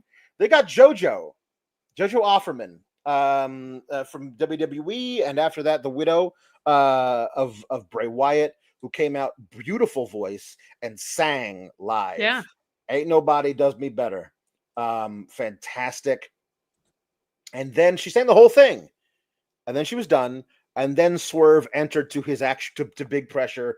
Man, that guy's I don't think there's a wrestler in the world, to me, who has an aura equal to Swerve when he is on, man.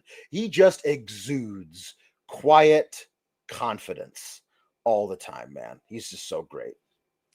We'll talk about it later, but when everybody talks about Hangman being the main character, I'm like, yes, but also kind of Swerve is. That's the thing. That you need, you have to have the parallel other character for them to have conflict for them to have that conflict resolve, for them to conflict to build back up again. Any main character is only good enough as his partner / nemesis. And I think that's a really cool thing we got that with Swerve. He's the perfect guy to be the foil to Hangman. He's just amazing. Like watching these entrants, first of all, when JoJo started singing and the Titantron behind her was Fireflies, I was like, I just stopped crying about Adam Cole, and they're gonna make me cry about Bray Wyatt again. What a beautiful voice, and what a fun and wonderful incorporation into the show. Like I like it when wrestling takes care of wrestlers and people adjacent to it.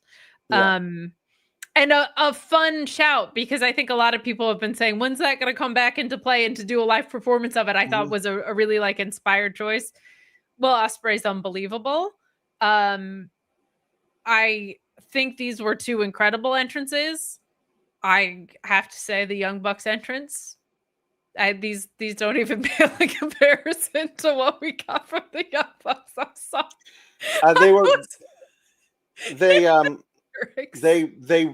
They came out onto the stage, and then they left, and then they got in a little boat, and it rode around the baseball diamond.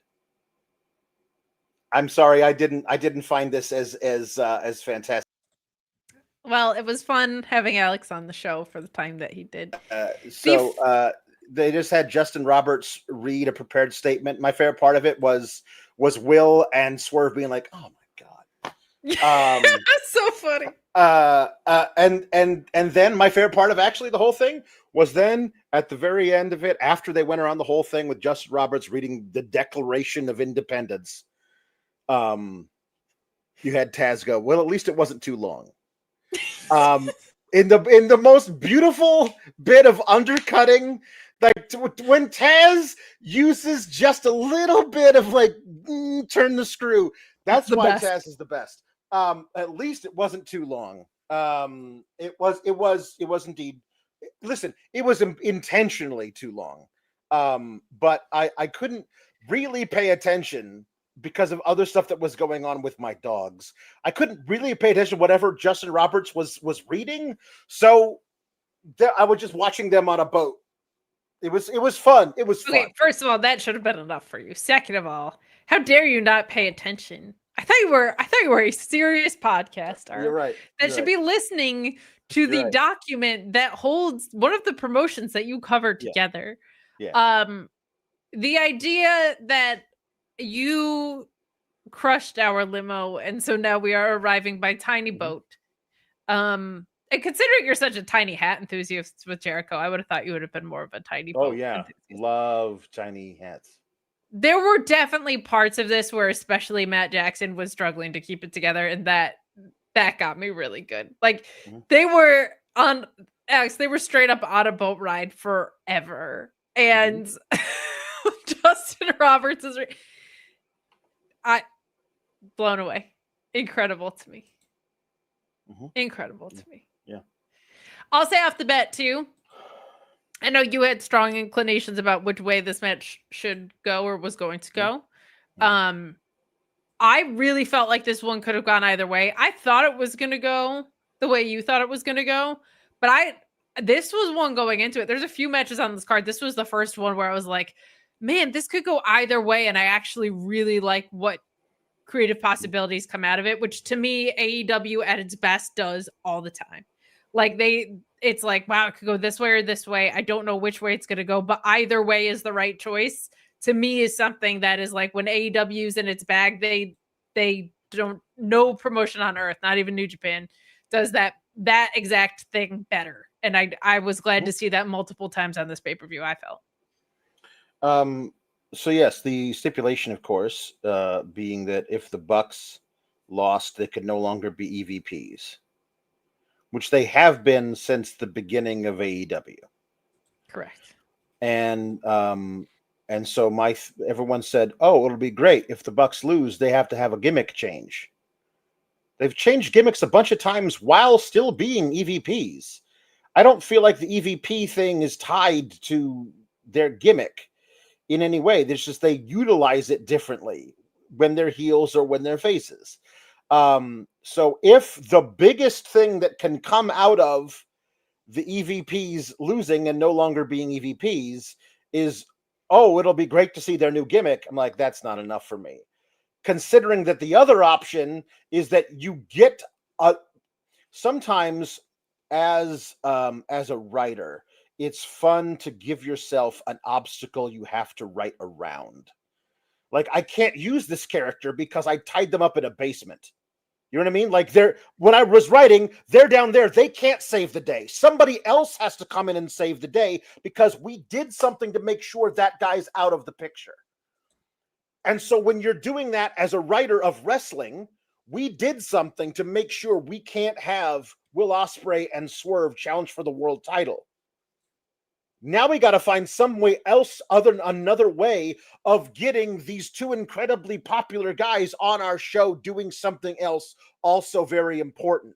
Feels like something that is way more fun and actually impactful to the story of all of AEW than the Bucks got a gimmick change, which is why I thought you got to go when you're faced with an option in booking a stipulation where one way that it goes changes basically nothing, and the other thing changes everything, always pick the one that changes everything because the status quo is boring and you want to change it. And especially after a show like tonight, where so much has changed, adding this to that, I thought would be a better way of doing it. Now, I am willing to wait and see what comes out of this, more than other things that usually happen around this, because we'll have to see what that new magical Bucks gimmick change is, how they react to it, not them being EVPs anymore.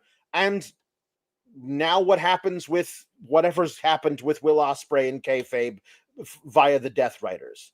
So we'll see what happens, but I just thought there was so many possibilities for what you could do with Will Ospreay and Swerve mandatorily outside of the world championship picture for 1 year.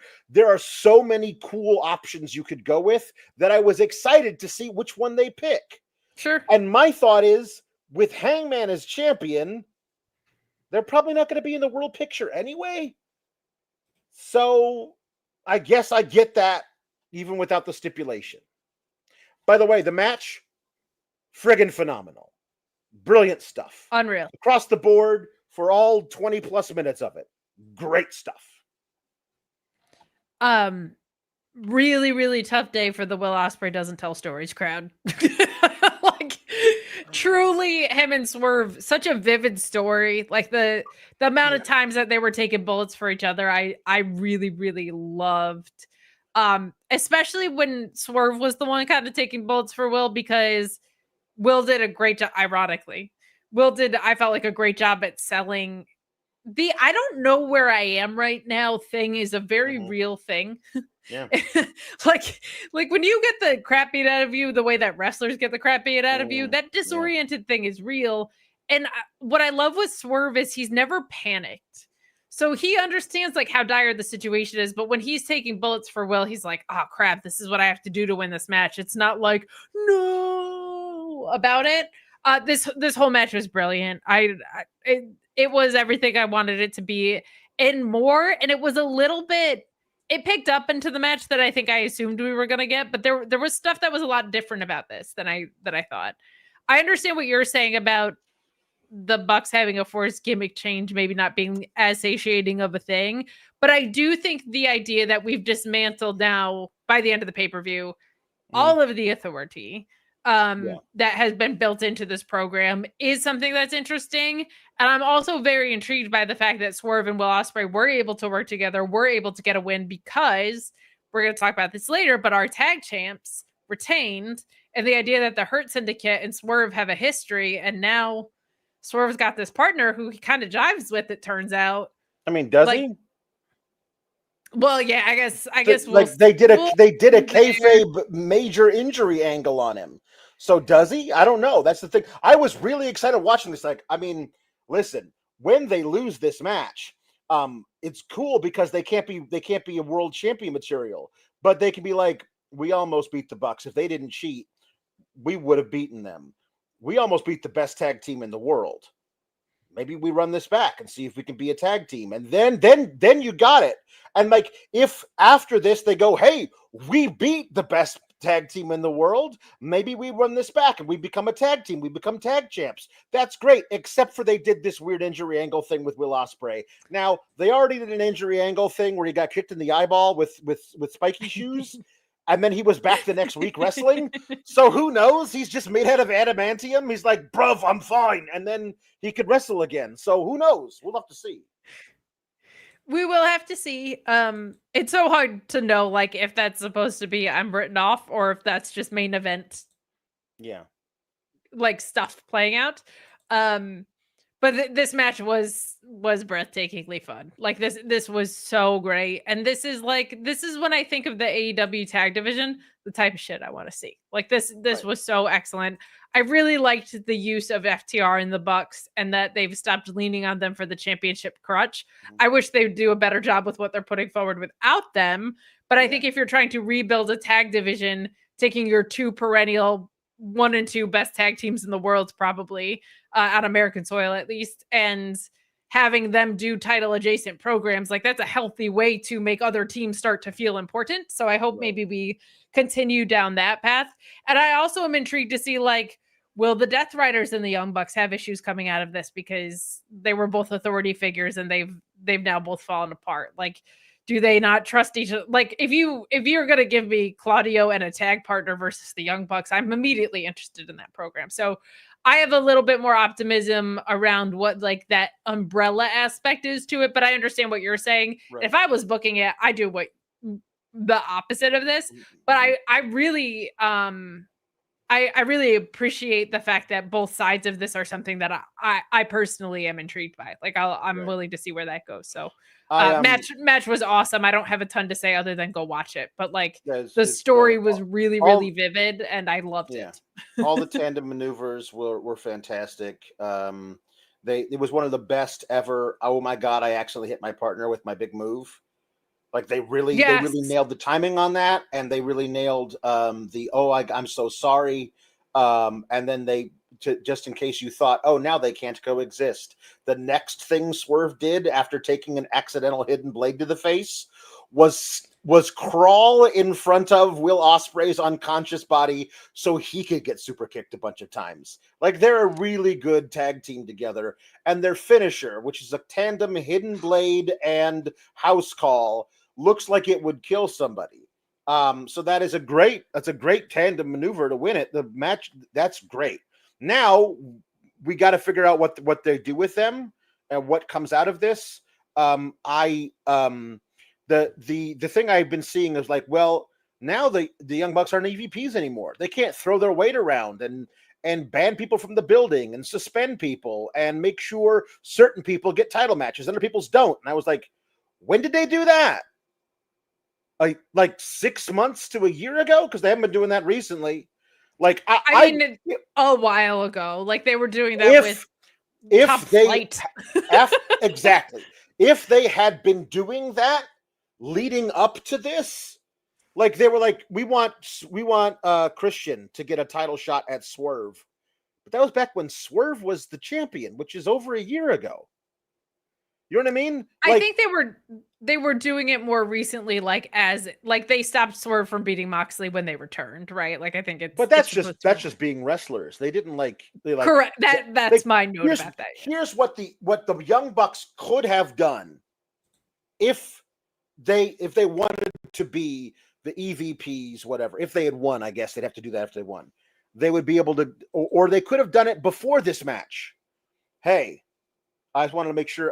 Hey, Ops. Yeah, man, I'm really sorry about what happened to Joe.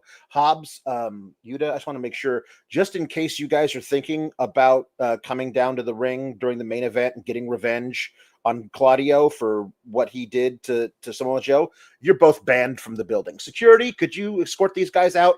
Show them tonight doing a bunch of stuff, throwing their weight around, and then when they lose, you have Swerve say, hey, you can cancel that order. Those guys can come back in now. You know what I mean? Like actually show what the world is like with the Young Bucks in charge then they lose, and there are immediate consequences to that loss. And now the world changes. Like, if you do things like that, then all of a sudden it becomes a much more neat and tidy type of story.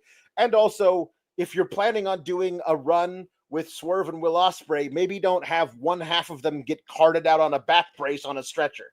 You know, to be honest, I was like, I wonder if Will is just gonna take some time off, because since he showed up, he's been wrestling like at least once a week for the most part, and Forbidden Door is in England, so there might be a good time to. I forgot about the time they made Swerve and Ospreay wrestle early that one week. That was fun, but I think they could have been doing a lot more banning from the building, suspending guys. Sure, they could have been doing a lot more of that. But yes, I get it. Well, Alex, I think this is one of the least predictable matches on the card, and to the point where, while I love my bookie, I would never bet on it. No, I just wouldn't do it. Right. But if I were gonna bet on wrestling, my bookie's exactly where I would do it. Mm-hmm. And there's all these reasons why, and I could tell you, but this is going to be a very long post show, and I would just rather have Sean do it. Yeah. My bookie AG. Bet on anything, anywhere, anytime, including pro wrestling. If you're watching this show, there's probably a pretty good opportunity that you have a little bit of insight on the pro wrestling world. You boys have hit a lot of lock picks over the last couple of years. I know many of you have as well. If you think you know more than the average wrestling fan, head over to mybookie.ag. Get a $50 bonus with a $100 deposit, or a $100 bonus with a $200 deposit with the code FIGHTFUL. It doesn't stop there. There's UFC. There's tons of other sports. There's live casino. There's table games. They're providing you the best experience from the best. Use that code FIGHTFUL at mybookie.ag. Only bet what you can, and please bet responsibly. But head over there. Check out their bonus offers. Check out all the great opportunities they have for you at MyBookie AG.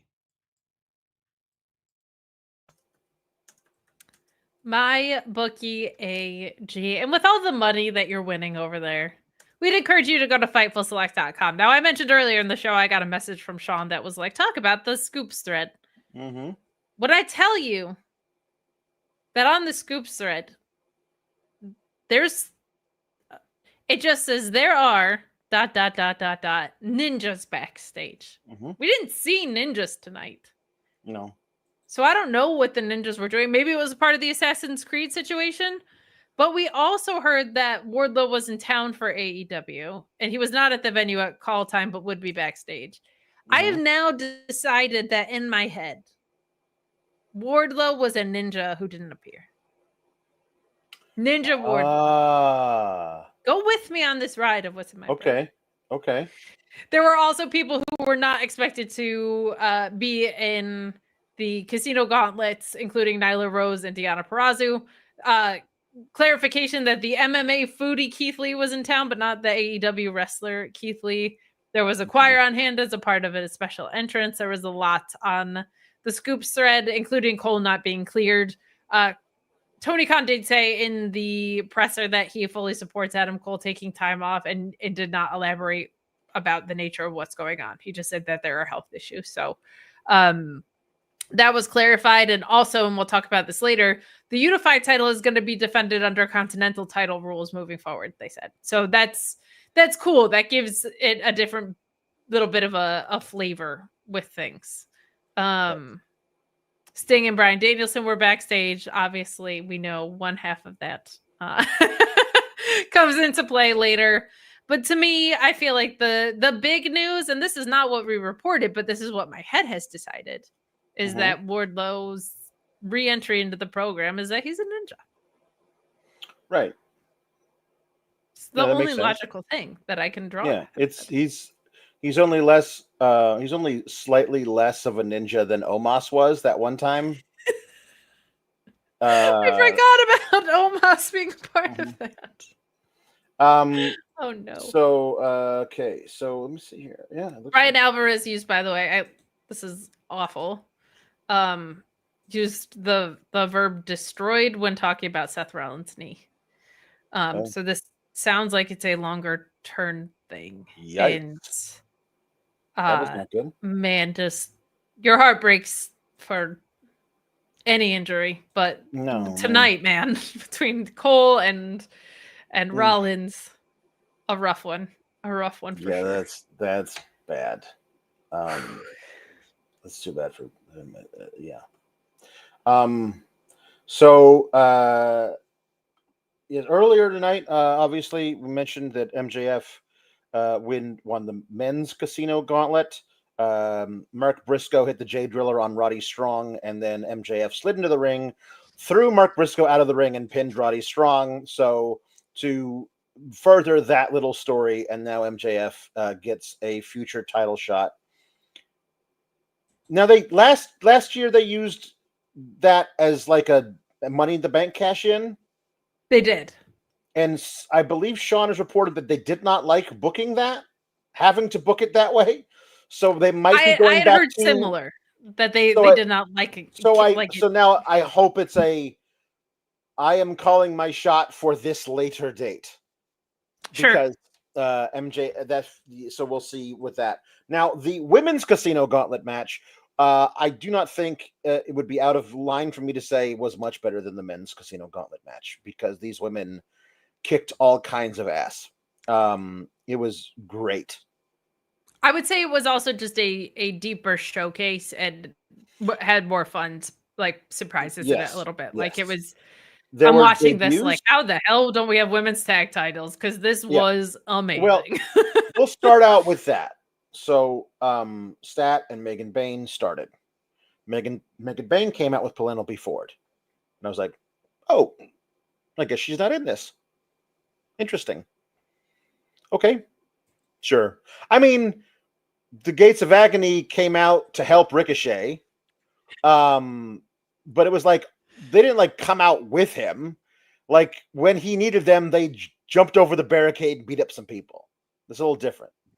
Right. And then when Ty Mello came in with Anna Jay, and I was like, I guess she's not in it. And then Julia Hart came out with Sky Blue, and I was like, I guess she. Hold on, like I'm here for moral support. I guess I'm still been very, very confused on this whole casino gauntlet. Who gets in and who doesn't? Do you put your name in the hat if you want to be in it, and if they draw your name, you're in. And if they, but you don't know whose name they're going to draw until you're out there, or they draw your name ahead of time, and you know, hey, I'm guy number 8. It's like, you got 8, man, you're lucky. I got number 23. I don't think they're going to get to me in time. Like, is it that? They've never really explained it. So I would think if I was Penelope Ford or Sky Blue or Anna Jay, I would want to be in line so that maybe I could become the champion, as opposed to I'm my friend's sidekick for the night. It just felt like you could have used them better, or at least explained better. They wanted to be in the gauntlet, but their names weren't drawn ahead of time, so they're here for moral support, because all of them got to do things in the match. They like attacked people. So, like, you're in the match, but you're not allowed to win it. At some point, Sky Blue tapped out to Mina Shirakawa, but Sky Blue isn't in the match. And Paul Turner said, I'm sorry, she's not in the match. And Mina's like, then why is she out here for me to tap out? And I'm sorry, I have to agree with Mina Shirakawa. It's never a bad thing. What a woman. The match was excellent. We got to see Harley Cameron came back from injury with a pink nose mask that is painted to look like a kitty cat. And she and Anna Jay ran off Penelope Ford.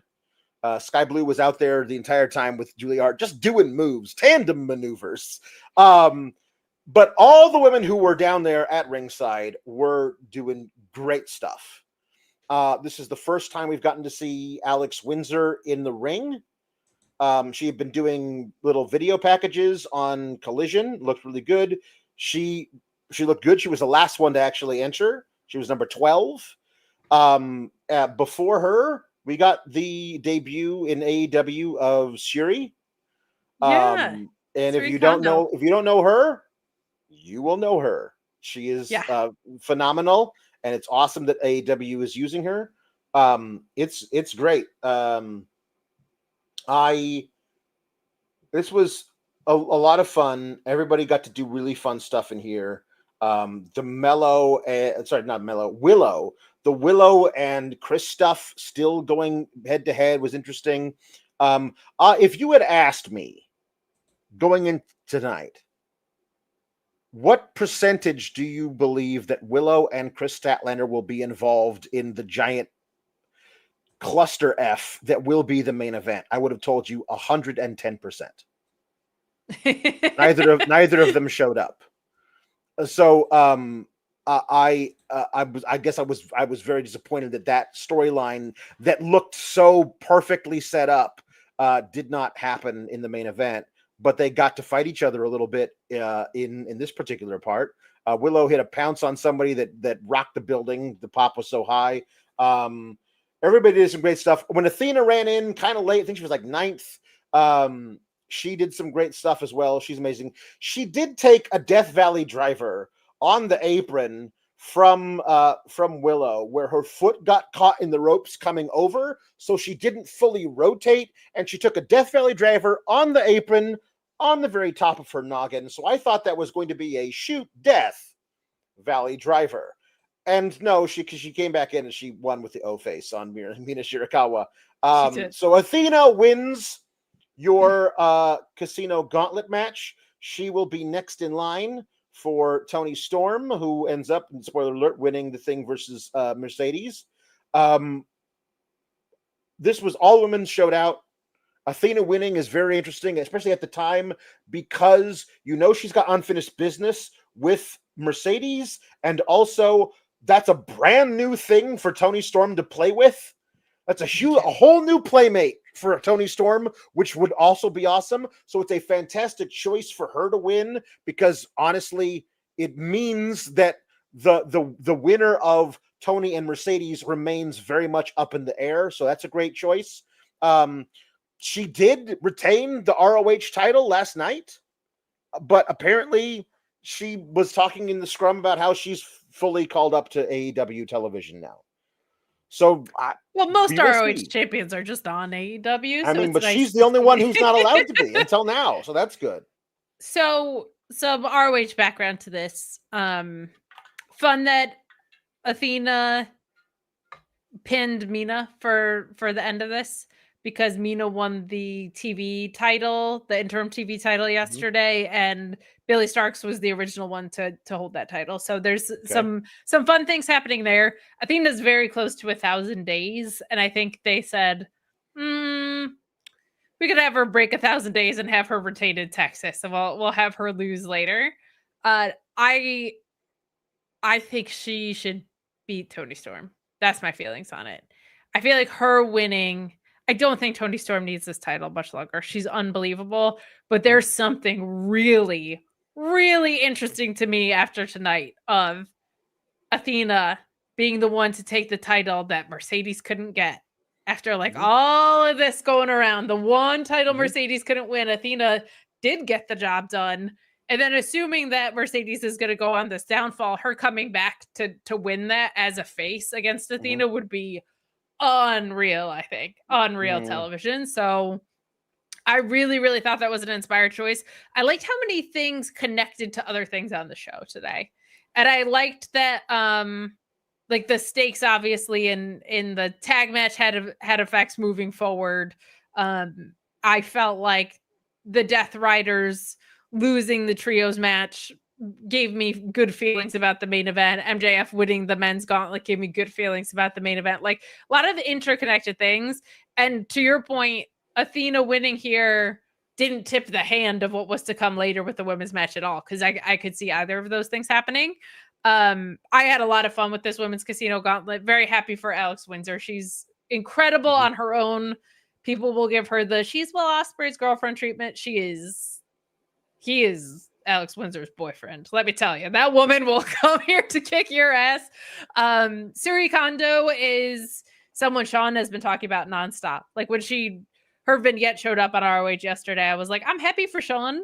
And also she's amazing because he knows her more than I do and has been saying like favorite American or performer and would love to see her like on American TV. So I'm very excited. She, I think, has a pretty strong MMA background, and it certainly looked that way today. Those two debuts that we got today, they faced each other a month ago for the Pro Wrestling Eve title, or in Pro Wrestling Eve at least. So there's all these nice little like subtle connections that if you know them, that makes this all the sweeter. But if you don't know them, this is still a really, really, really awesome match. Former CMLL champion Suri Kondo as well. So I was watching this, like, we got a couple more fun surprises, and it really, I was like, this women's division now is like, the depth has been there for a while. It is now like, we've got some killers. Willow is amazing. She's Teflon. She's like the most over person in the company forever. I'm ready to see her and Chris Statlander shit or get off the pot. Like, we had the blow off already. I don't know why we're still doing this. I never get sick of seeing them wrestle. I just think it would be much more beneficial if they moved on and helped make other stars. Or if they got on the same page, became best friends, and were your inaugural AEW Women's Tag Title Champions. Yeah. I will also accept that answer. Some more things coming out of the presser, by the way. Tony Khan said that the attendance was close to 30,000. So definitely the biggest gate in US. And they had a significant walk up, that means, which is great. It's awesome. So Rafael Garcia with our first couple of puns says Ember Saloon. And instead of the Costco guys, it's the Tonto guys. Yes, by the way, everybody, cowboy puns and movie Western puns in honor of Cowboy. In honor of the Hangman. Rafael Garcia says, All In was everything it needed to be. Hangman winning was the happy ending that even Guts from Berserk deserved. And the women got time. Yes, they did. They got a lot of time with this. 27 minutes for the women's Casino Gauntlet, which was great. And then the women's championship match got 24 minutes. So that was really, really great to see them get that much time. A third women's match that they could have built to, leaving in the pre-show, would have been nice, but I guess they did get almost all the women on the card anyway. So they really did. And honestly, I'm not surprised, since Mercedes Moné has creative control, that like we saw so much screen time for women tonight. So it's true.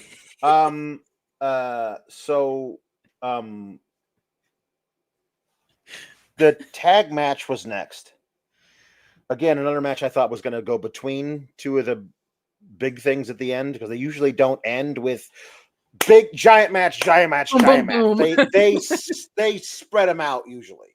So we got FTR sitting at ringside, and it was only a matter of time before they did something that got involved. They were on commentary. They're being very nice. They're like, Tony Schiavone, you are the nicest fella. We sure do love you. You are our best friend, Tony Schiavone. And I was like, you guys are lying. So they first problem with this, they did the wrong triple threat version. One guy from each team legal, please. So much so that Bobby Lashley at one point stood in a different team's corner and got the tag and got in, and the referee's like, yeah, sure, I guess. And Cash Wheeler was on commentary, was like, is that legal? He was not in his corner and got tagged in. Like, Nick Wayne went to tag in Christian and Bobby Lashley was standing in his corner. Is that legal? And Schiavone says, I guess it is. Like, and then Cash was like, well, if Tony Schiavone says it's legal, then it's got to be legal. I was like, I just love how this is a shoot. I love how FTR, since they were the Revival, even though they are the rule breaker tag team, are sticklers about the rules. Yes.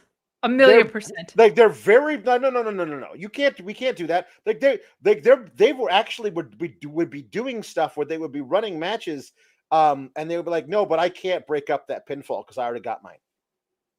I can't break up more than a certain amount Otherwise, it's legal, it's interference, and I could get disqualified. And it was like, just break up the damn pinfall. You know what I mean? Like, nobody actually cares about these rules. Like, I care about the rules, says Scott Dawson back in the day. So this was a lot of good stuff. Shelton Benjamin doing German suplexes of Mike Bailey over the ropes to the outside. Crazy drop kicks from Kevin Knight. Insidious behavior from the Patriarchy. Bobby Lashley hefting giant spears and dominators to people. He did a dominator to Nick Wayne, and everyone in commentary was like, well, Nick Wayne will never be a father. That's because like he was just selling the balls after having the dominator done to him. But none of this could actually maneuver to the next thing until FTR got involved, and they did. Like, they just got up on the apron kind of out of nowhere. It felt like if they got messed with on commentary and had to respond, I missed it. I just saw Dax get on the apron. And then Bobby Lashley shoved Christian away from him, and Christian conked noggins with Dax Harwood, and then Bobby Lashley came in to spear Christian and then pinned him. So that was 18 minutes and 40 seconds to get to a kind of obvious finish, where the thing that you're actually building to is all the post-match stuff. So this could have been at least 4 minutes shorter. It just felt like it dragged after the 10-minute mark to me. But the Hurt Business, Hurt Syndicate, still your champions. We will see who their next challengers could be. I hope it's Swerve and Ospreay. We will find out, though. This match was just very long. I was delighted by FTR commentary. They're so funny. As you know, I also love rules, Alex. Big fan of rules. And I thought it was fun. Match was good. Like, all of these guys can work. That was never the question. Shelton Benjamin doing this at 50 or whatever is ridiculous. Like, it's insane to see the way that guy just casually tosses people around with such ease. The big return, I think, is what got this angle out of the mud in a hurry. I think that was a good call at the end.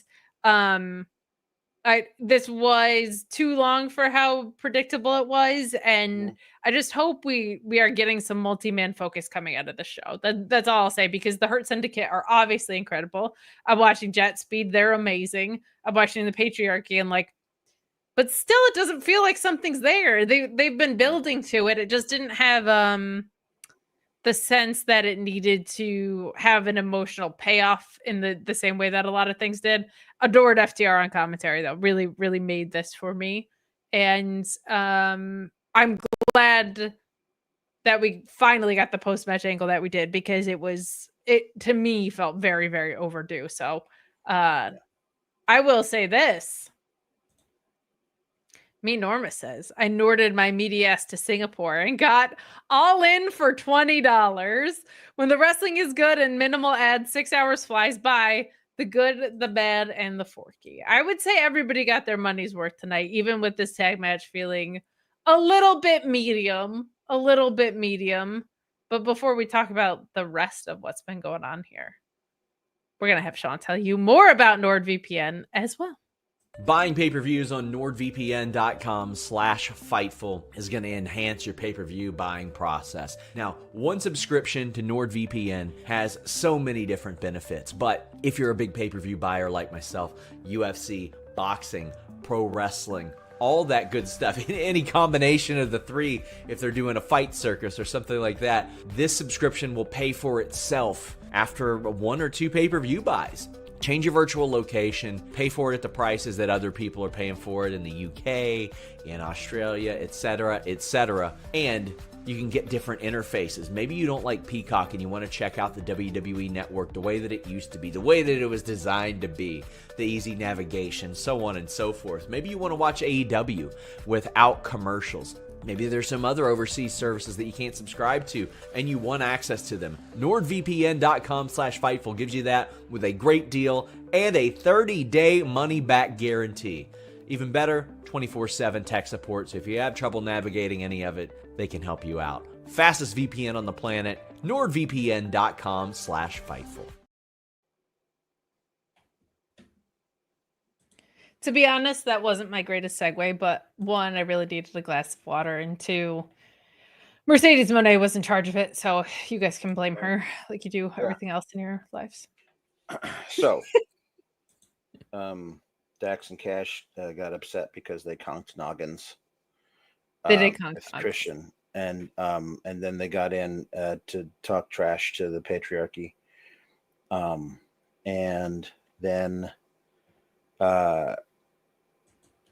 Patriarchy was going to leave, and Nick Wayne turned on Christian, and Kip Sabian apparently is on Nick Wayne's side, and obviously Mother Wayne will side with Nick Wayne. Her child.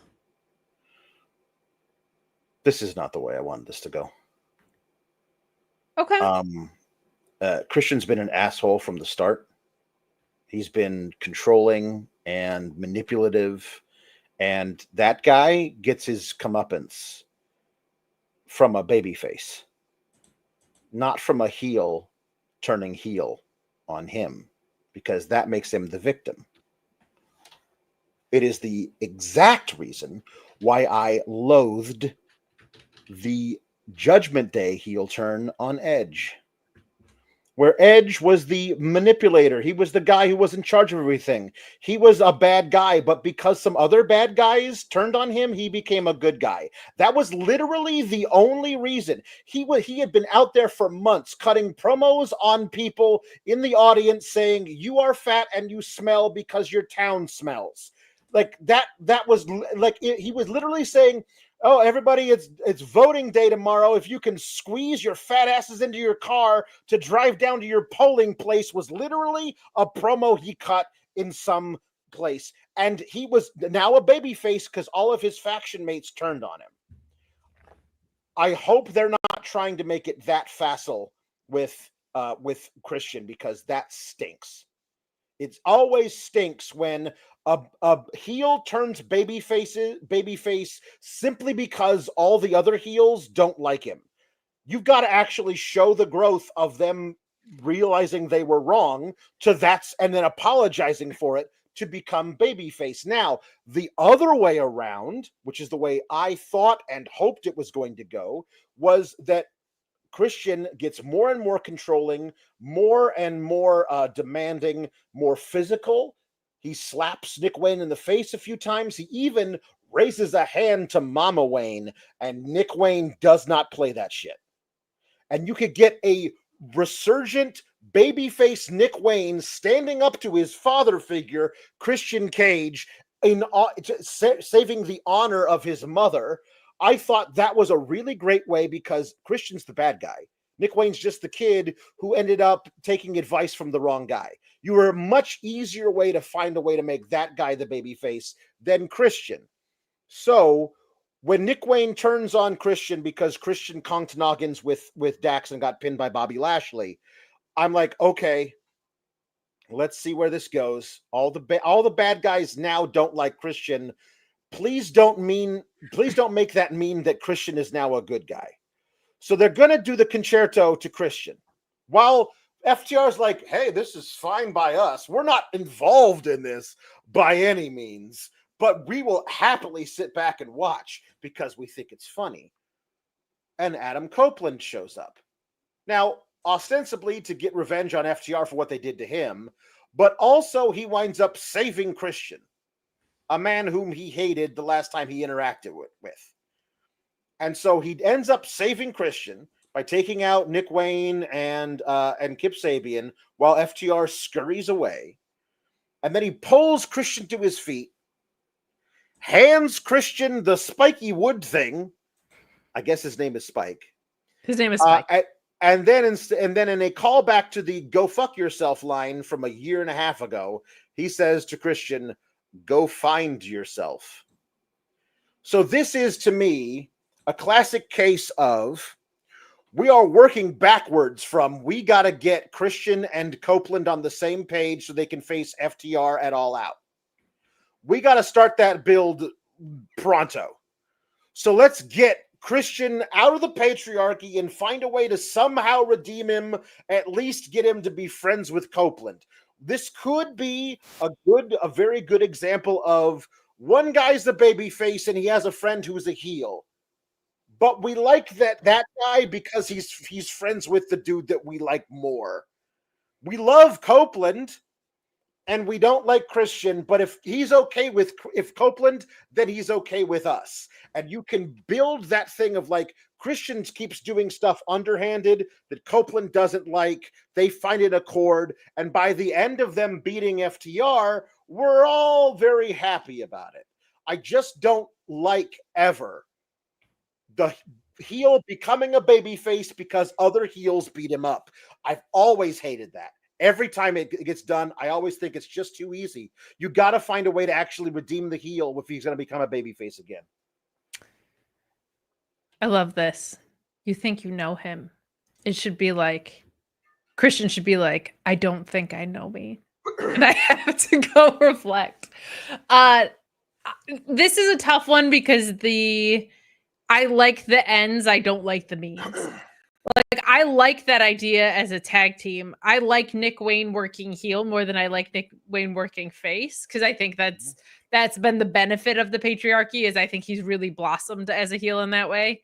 But you're right in that, like, it wasn't necessarily the most satisfying, because Christian, to his credit, as a heel, was so irredeemable of a piece of crap. Irredeemable. Up to like 10 minutes ago. You know what I mean? Like, he was saying awful things. So it's not like he wasn't even a heel that like we all kind of liked. He wasn't even a heel that we like popped for his entrance because he's cool or whatever. Like, he was an irredeemable piece of crap. So that's that is creatively a bridge too far for me. As we were talking about rebuilding this tag division, I think like a Cope and Christian final run type thing is an appropriate thing to do. And I like the direction they're going. I just don't like going to there from here. I'm with you on that. I was thankful that this is ending though. Like, this has gone on way too long. Like, please, let's get this angle out of the mud. Because it feels to me like it's been months and months and months in the making. So I was almost just so glad something happened. I was like, whatever. Yeah. Everybody in the chat who's losing their mind and yelling at me that he hasn't turned face yet. I know. What I'm saying is, I hope they don't do that. I hope they take the time to actually show him changing.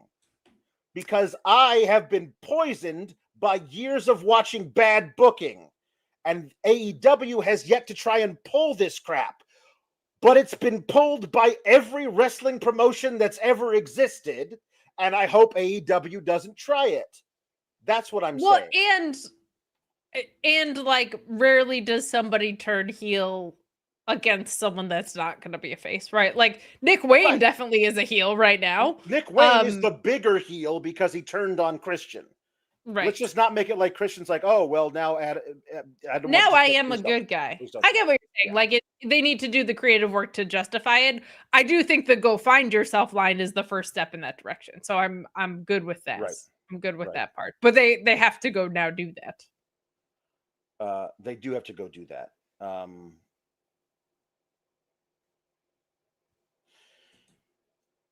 Timeless Tony Storm, Mercedes Moné, two of my favorite ever entrances in any my God any match. Mercedes Moné coming out with the Texas Rangers cheerleaders who were wearing all of her belts. Everybody that she beat on her neck. Everybody that she beat was on her giant robe train. Was really amazing. But I can't get over the idea of I have so many belts I can't wear them all to the ring. So I'm going to come out beltless and let these cheerleaders wear them while they do my dance. Like, friggin' amazing. So good. And then it was topped by by the pre-entrance little video thing that Toni Storm did. And then her like, is this the last time you'll see timeless Toni Storm? And then she gets helped out to a spotlight. They did the full black and white, made it look like it was dark in the arena, which it wasn't yet. They made it look like it was dark by doing the black and white in a pin spot, and she gets helped out there with a cane by Luther. She drops her cane, stands up straight, does a little heel click, drops all of her stuff, and walks out. And somehow they did a filter on the film grain where it was black and white, but any instance of red shone through. Her lipstick was a bright red. All of the lights that were red shone through. People's hats and shirts in the crowd that were red, we could see. Like, that was a really cool. I've never seen anybody do that before, but that was amazing. Yes. Entrances were incredible. I didn't know Mercedes Moné had contractual control of the Texas Rangers cheerleaders, because baseball teams don't normally have cheerleaders. But the fact that she does, I thought was brilliant. What an absolute megastar! Like, what a there's certain things where it's like when a wrestler knows exactly who they are, you then get all the nuances of that in things like these megastar entrances. And I love the intentionality with which Mercedes Moné operates with that stuff. I had said when I got featured in the Moné mag for saying something nice, because that woman only gets abuse on the internet, it feels like sometimes, or insane stan accounts. But what I had said was, she had her All In match, and she came out with her corgis and then like her carriage, and she had the gear and all this at All In. And then a couple weeks later at Capital Collision, she also looked like a megastar. She had security guards that were doing the CEO dance, and that was in like not nearly as big of a venue or as big of a show. But what I had said was like, she operates with the same integrity and certainty of who she is as a wrestler in all those different environments, and how much I appreciated that. And then when you get to see it on such a grand scale like we saw today, like the way she walks, the way she moves, the way this whole act pulls together, the cheerleaders wearing all of her belts is the biggest flex non-flex flex that you could ever have. Like, it is so incredible. And I said this, and I mentioned sincerely, she's like 100 pounds soaking wet. Those belts, you carry around 6 belts. Like, that's over half her body weight at that point. Like, that's nuts. So I loved that as a solution of like, how do we just make it look like she is above the world and in a different stratosphere? Toni Storm, I mean, just the brilliance and creativity of every move that she makes as well. Like, what I loved is the juxtaposition being who these two women are at their highest level. Like, this was the most Toni Storm entrance. This was the most Mercedes Moné entrance that you could get. And it laid the ground for just what I think is an absolute classic, with one complaint that I have that I bet is your same complaint. And I bet I thought the rest was perfect. I really, really enjoyed all of this. I loved that they had Luther do his spots, because he's over, man. He's over in Texas. Luther gets the shit in. He just yells at Mercedes, and then he does the spot where Toni gets on his shoulders and he runs, and Toni flings Mercedes off the thing, but then Mercedes hits him with a Meteora, and he has to be helped to the back, just like Samoa Joe and Will Ospreay. So we get rid of him. He's not there anymore. Tonight. big EMT night going on at AEW. This was outstanding. Toni, because she's such a great character above all else, and performs the character so well. She's such a unique seller because it's part of the character. you get the feeling this is a Hollywood starlet gone to seed in 1952, selling for a Meteora while she's bleeding from the nose, as opposed to a wrestler doing it. There's an air of oh, however shall I deal with all of these blows I've taken to the head? Like but it never feels fake or phony or over the top. It all feels, because she inhabits the character so well. It's brilliant. This was very early in the match. Yes, that we saw Toni kick out of Moné Maker, which was not a thing that Mercedes was pleased with. yes. They I love when she does the sit up and the excuse me. Yes. This was excellent. It was 24 minutes long. It did not feel that long to me. No, not at all. They were working the whole time. It felt fantastic. And they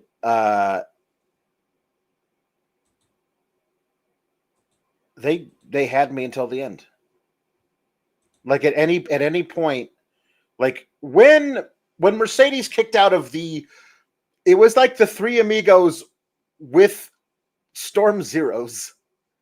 Yes. Like, because she never let go of her. It was the Three Amigos, but with Storm Zeros. It was the three Zeros. And the three Zeros.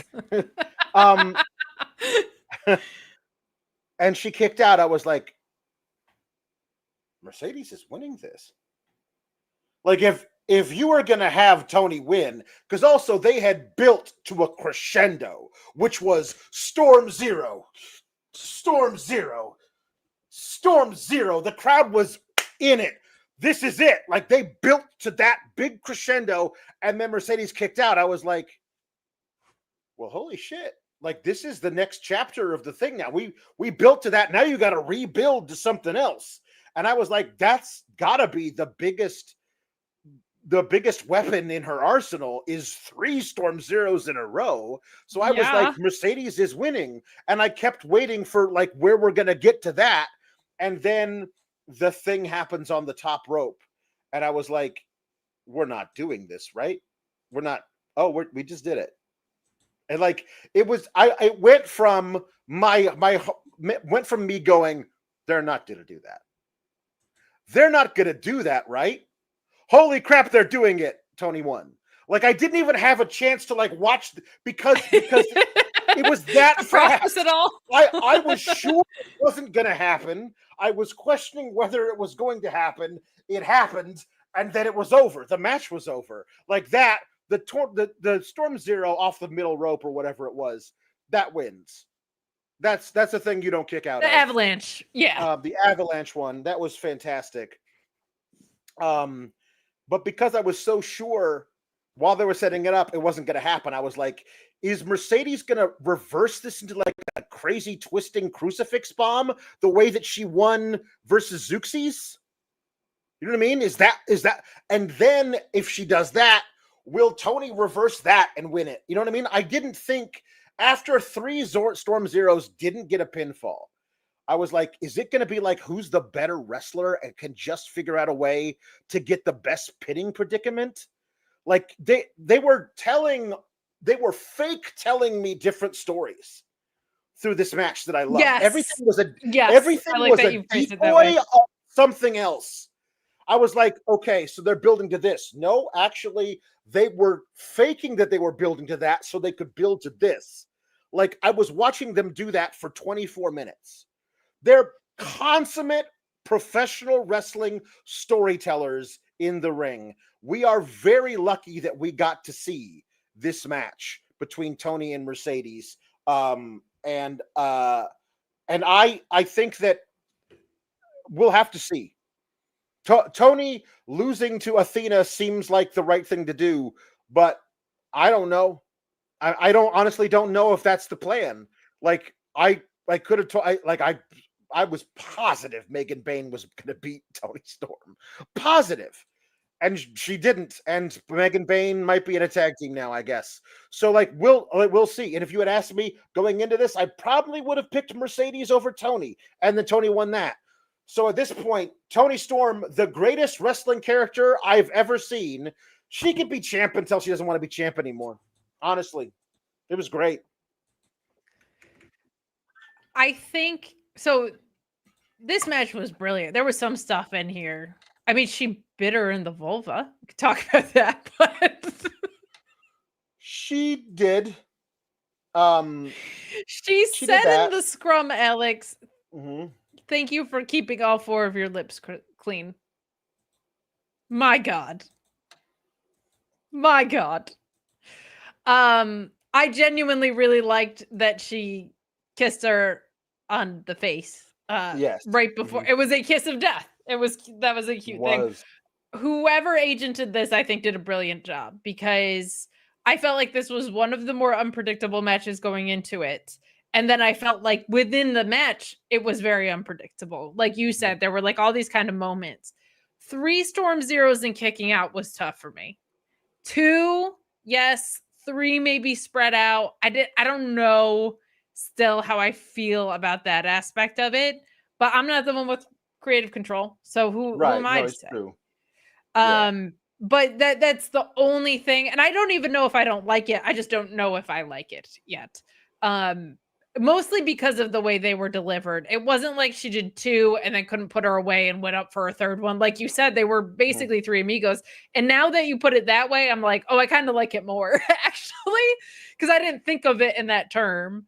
I thought this was a brilliantly laid out match. And I actually think that the timing of Mercedes losing, assuming it's going to go in the direction that I think it is, of her now starting to drop all of these belts, I think they actually timed it perfectly. I think if this waits till Mercedes doesn't lose until All Out, that feels a little long in the tooth.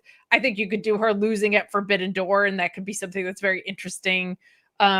There's all these possibilities now that the undefeated streak is snapped, what that could look like.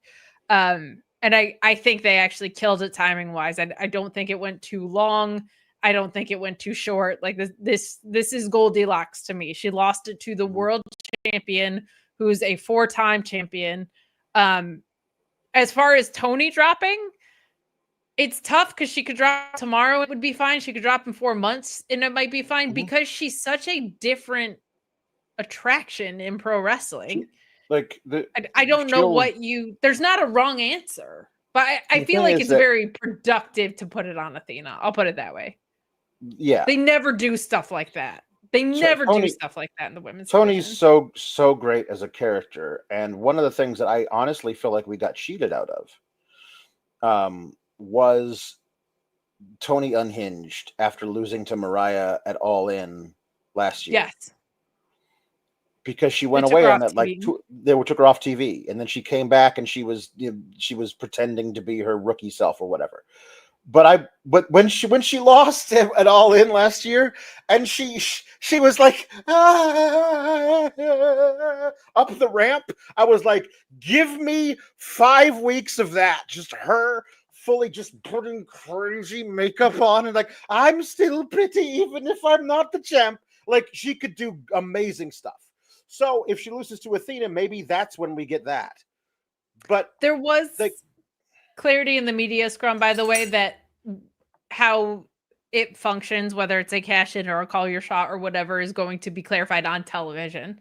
Okay, so that is just so the chat knows that was something to come out of this too. We have a ton of chats about Mercedes and Toni to get to. We're getting to them right now. Okay. Parker Hines says, was at the event. Holy moly, what a show. Match of the night is a tie for me between Toni and Moné or Bucks versus Swerve and Osprey. Wait. So 3 Storm Zeros equals Trace Tormentas Nivel Zero. There we go. That's what he says. Adelia Shambo says Toni and Mercedes was incredible, and I thought the ladies in the Casino Gauntlet killed it too. Crowd was great tonight, though mic'd poorly. It was just such a gigantic arena with so much negative space everywhere. Stadium. You know what I mean? Yeah, Yeah, it's brutal to Mike. the All the yeah, live clips tell you what the live crowd was like. It's nuts. yeah, Like if you see video of the live crowds, we're hot for everything. yeah. Matthew Gray talking about the casino gauntlet and all the ladies coming out just to hang out and help their buddies. If I were in Gauntlet spot 15 through 21, I would just go out there and be messy too for a while. I think it needs to be explained if you're going to be in the gauntlet, you're not allowed to be at ringside until your number is called. I think that just here's what you and I are both these people. We need more rules. I love rules. Clarification on rules would be great. If you are allowed before you are effectively actually in the match to be at ringside dealing damage to your future opponents, then everyone should be at ringside doing that. If you're not, then you shouldn't be allowed to do it. I complain on how on NXT that's not how women behave. Like they don't talk to each other and they don't make friendships in the way that women are portrayed on NXT. I would say AEW tonight did portray women how they act because if that's my best friends, I'm out there at ringside wreaking havoc. Sure. I'm there to cheer them on. That is how we go to the bathroom together. It's a thing. Like that's authentic. Daniel Shady says my second AEW pay-per-view and it was amazing. Toni Mercedes was incredible. Seeing Hangman win in person was a memory of a lifetime. Love AEW and the SGS. That's the Shadester. Shadesters, we love the Shadester. Thank you. We love the Shadester. Thank you for your chat. I'm so glad you got to be there live and that you had fun at your second show under the AEW umbrella ever. That's awesome. So we got Okada and Kenny. We also had this chat. Did you read it? I did read it because we talked about the mic being mic'd poorly. My apologies. I'm trying to keep up on the stars. I mean, there are these ones though too. Like I can't believe Mercedes used creative control. But that's about Hangman winning. That's not about Mercedes. Okay. It's about Hangman winning. That's why I was going to use that then. Okay, you got to trust your co-host. Okay. What about this one? Also, going to use that about Hangman winning. We'll save them. You know what? You have creative control of this show. I'm jumping the gun. Thank you, Mercedes. My apologies. I'm just a girl, Alex. Don't snap at me. So, okay, we have two more matches we have to get through. Okay, we're just like them. We're trying to get through this whole thing in less than 6 hours. All right. It's true. Listen, I'm not a fan of Final Fantasy guy, but for everybody who is, apparently this was like watching Jesus. Like it was just this. Like it was this. He's like they have the actual guy singing the song. It was brilliant. They have a choir. It was really cool. Hooray for Kenny. As reported by Fightful Select Scoops Thread, there was a choir for this. It also felt like huge. It felt like a Wrestle Kingdom. It felt like Wrestle Kingdom America. You know what? I'm so glad you said that because I was actually in my notes too. It felt almost like Japanese wrestling presentations for their major shows. Yeah, like Wrestle Kingdom. It had that same vibe that makes wrestlers feel like a god about it. I agree with that, and I also had that in my notes. Yeah. Oh yes, before we go too far beyond this, Cope had a Jeff Hardy entrance save of Christian. He came out. It was like, yeah, come on, give me all this stuff. Hooray! Look at me. He had an entrance to make a save is always great. Jordan says, as a Final Fantasy guy, it was like a wet dream. Well, there you go. See there. This is a person who can confirm. There you go. So I'm not a Final Fantasy person, but I am a cool lighting with fire person, and I also got that. So talking about Cope's entrance, he had pyro. Everybody had pyro. The budget for the budget for pyro for this show alone rivals the payroll for the Jacksonville Jaguars. Like there was so much pyro for this show. I was like, Tony was like, "Oh, it's a baseball stadium. How many fireworks can we get?" Like it was like they went around to like, do you have any leftover fireworks to all of the towns in Texas who were gonna do big fireworks celebrations like last weekend? And they These bought were all of them. actually from when Cody was in AEW and they were coming up Okay. on their expiration date. So they were like, just fire them all off. Yeah. That's Yeah. that's not a report, but it's a probably accurate rumor. Yeah. So yeah, Okada and Omega had a fantastic match. That was, wait a minute, what was the thing? Oh, the triple. So you were like, there was a thing you're not going to like about Mercedes and Tony, and it was like the three Storm Zeros. I was wondering if that was gonna bug you as much as it did me. I do want to say like the in-ring on that was the head scissors into the arm bars and all of it, the kicking out of each other's finishers. I don't want to overshadow how great the in-ring was in it, but there was so much that I'm like, you just have to go watch the whole thing because there's not like, it's not like, well, this happened and the like, so you have to watch the masterpiece that got orchestrated within that. So this thing,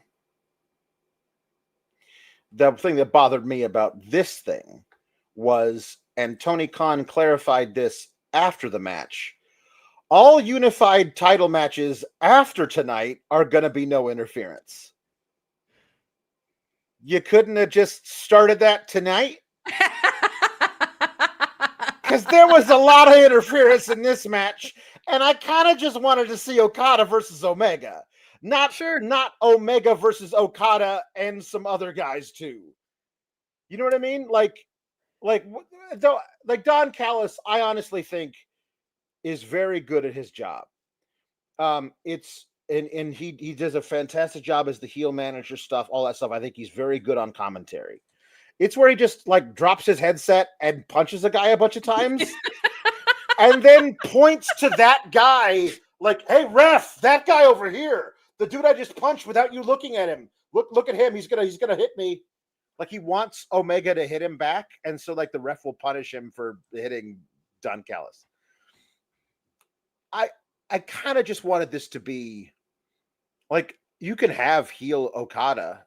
Like honestly, part of the story that I love so much at the beginning of the match was Omega obviously wanting to kick Okada's ass and Okada like playing innocent.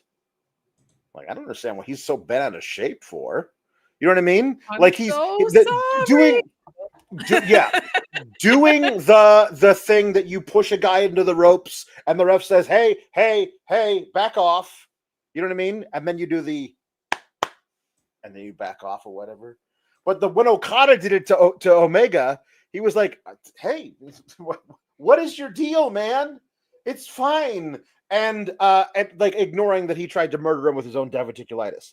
Like I think that was all good, and I liked the Okada playing into that as part of this, and then him getting increasingly more vicious and dirty as the match went on. You could just do that without Don Callis getting involved, without Rocky Romero. Like you don't need any of that stuff. You could just have Okada versus Omega. You know what I mean? And that way, whatever guy wins, you go, okay, that's the guy that won. And we're off to the races with the new unified title. And now you go, well, Okada technically evened it up. Now they've got 2 wins each, which means you got to do another one. But I guess that one will be with no interference because the rules have now changed. So that'll be better to watch than this. I'm wondering if Kenny wins at All Out in Canada. I wonder if they're just going to keep the hometown vibes going. Okay. I'm with you on that could also, honestly, that could be a Forbidden Door match too. There's a lot of places you could do that if that's the plan to run it back. There's just something special with Okada and Omega are in the ring together. They're good together, man. They're just sometimes you discover wrestling soulmates. Like you just do. Bailey and Mercedes, right? Like there are some people that just it's you. If you could repeat it, if you could copy and paste it, you would do it every time because it's just freaking magic. And this isn't my favorite of theirs, but it's still insane and it's incredible. And there's a reason that this pairing has moved so many tickets and so many promotions on so many different locations and arenas and stadia and whatever.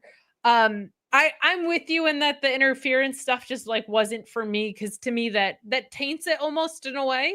I do wonder if the blow off is going to be in Kenny's hometown. What's funny about that is you think, oh, that would be used to sell tickets to the compensatory event, but that is at 85,000 or 8,500 tickets sold out of 10,000 already, so they don't need it. You could do it at Forbidden Door. There's just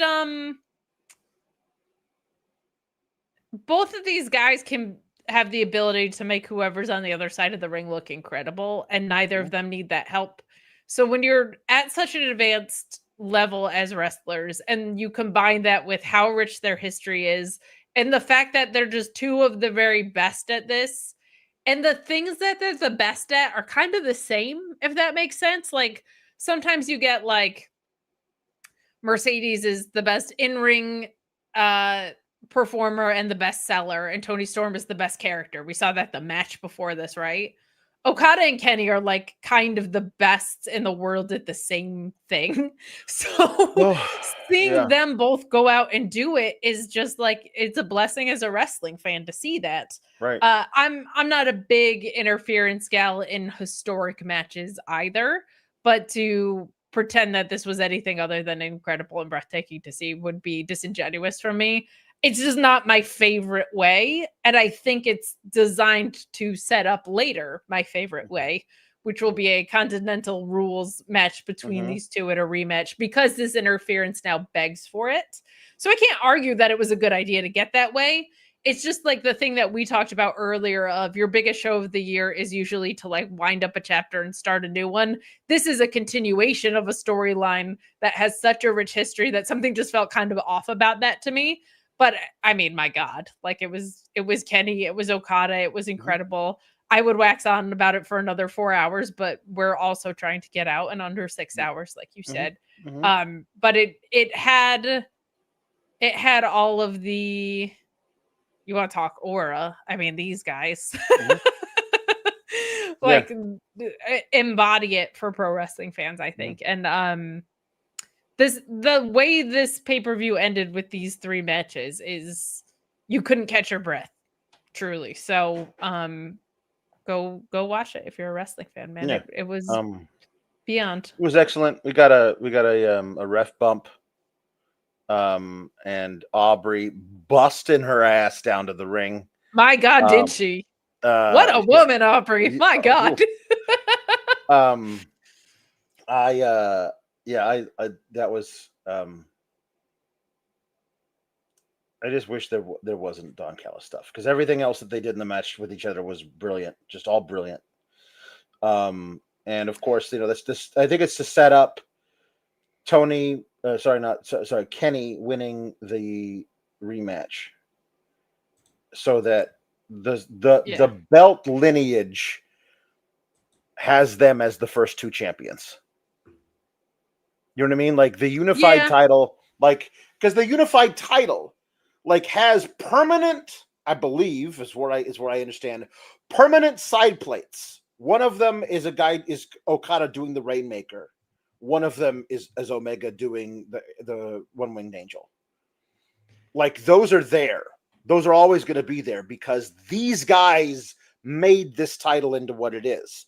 So Okada is the first on the lineage, and Omega is the next, and then you have a guy take it off of Omega, and you're off to the races.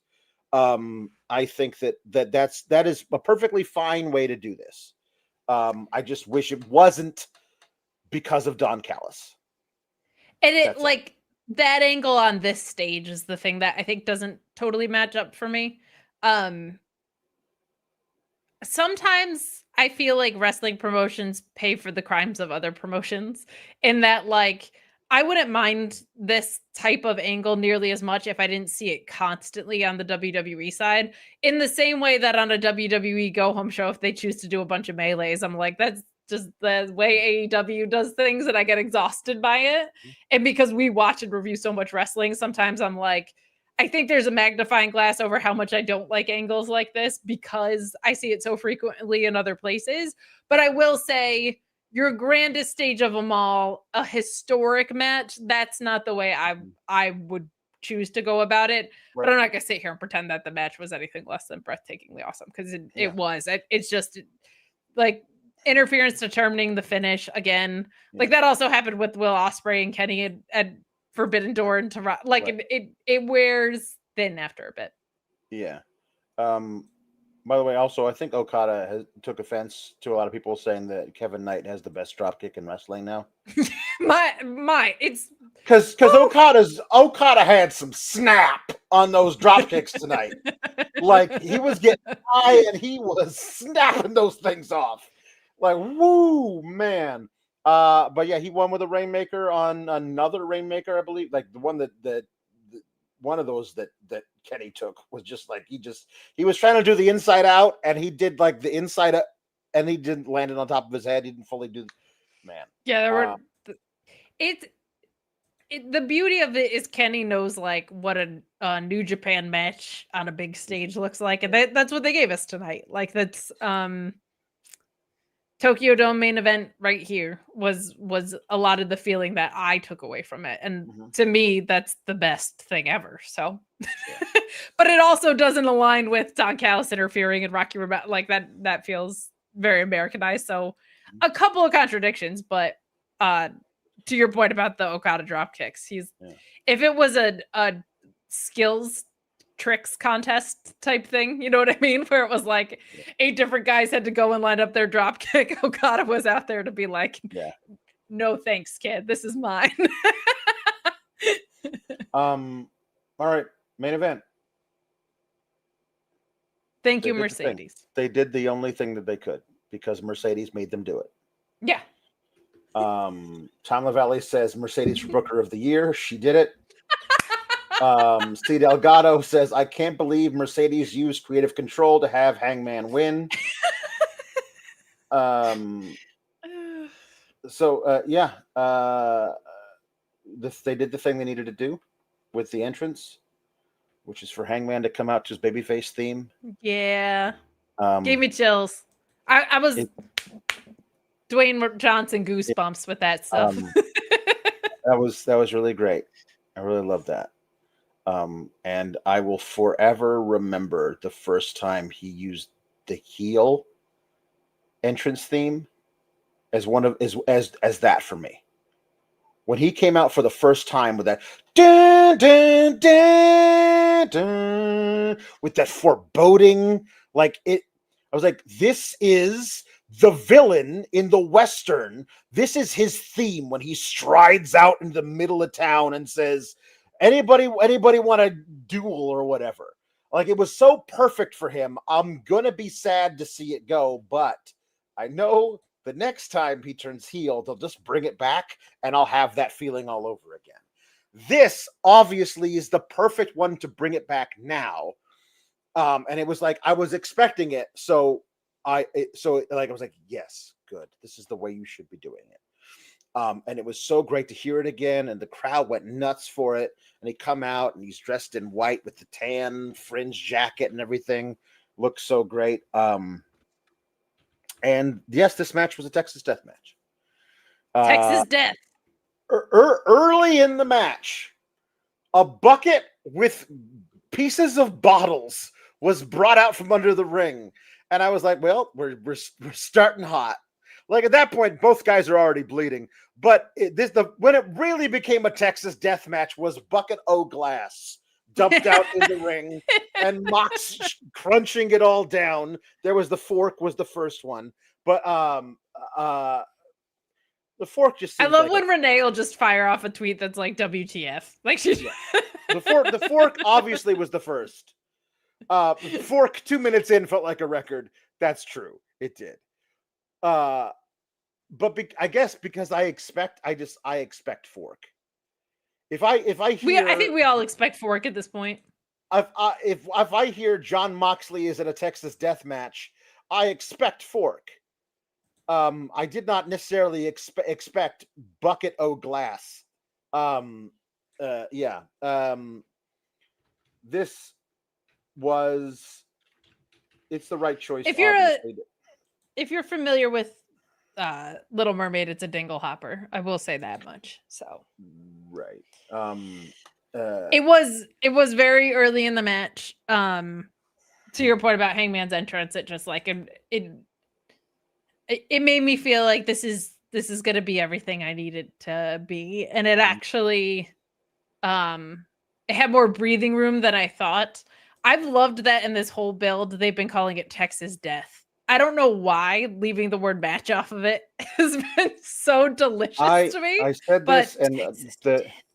people who were there can confirm or deny, but I think they left a ton of money on the table, especially just doing it in the stadium tonight. If it's the only place you'll ever be able to buy this shirt, give me liberty or give me Texas Death. Oh my gosh. Because the first time he says that, you give me everything or you give me death. I wanted that to be a slogan on a t-shirt, and it just says All In at the bottom of it with the big Texas flag. I thought that would have been great. This was everything it was supposed to be, and not as much as I wanted. Okay. It doesn't matter because Hangman won. But Sure. But like we say, somebody says Brent Lockman says AEW Avengers Assemble. Yeah, but there weren't enough Avengers, and there weren't enough bad guys. This is the thing, is that this match to me, because it's always been since the beginning, John Moxley took over AEW, right? And a bunch of guys tried to step up and take it back, but they couldn't. Hangman could, but I think he should need the help of all the other people, as many as possible, to do it. Once they kicked out Samoa Joe, I was like, well, Hobbs and Shibata are coming back for blood. They didn't. The way they got rid of Marina wasn't Willow. Like, Willow seemed to be the perfect person to finally take out Marina in this match. She is the representative of all that is good and true and holy within AEW is Willow Nightingale. She did not show up. In the world, by the way. In the world as well. Also, the story beat that I feel like was owed to us was Kristen Statlander.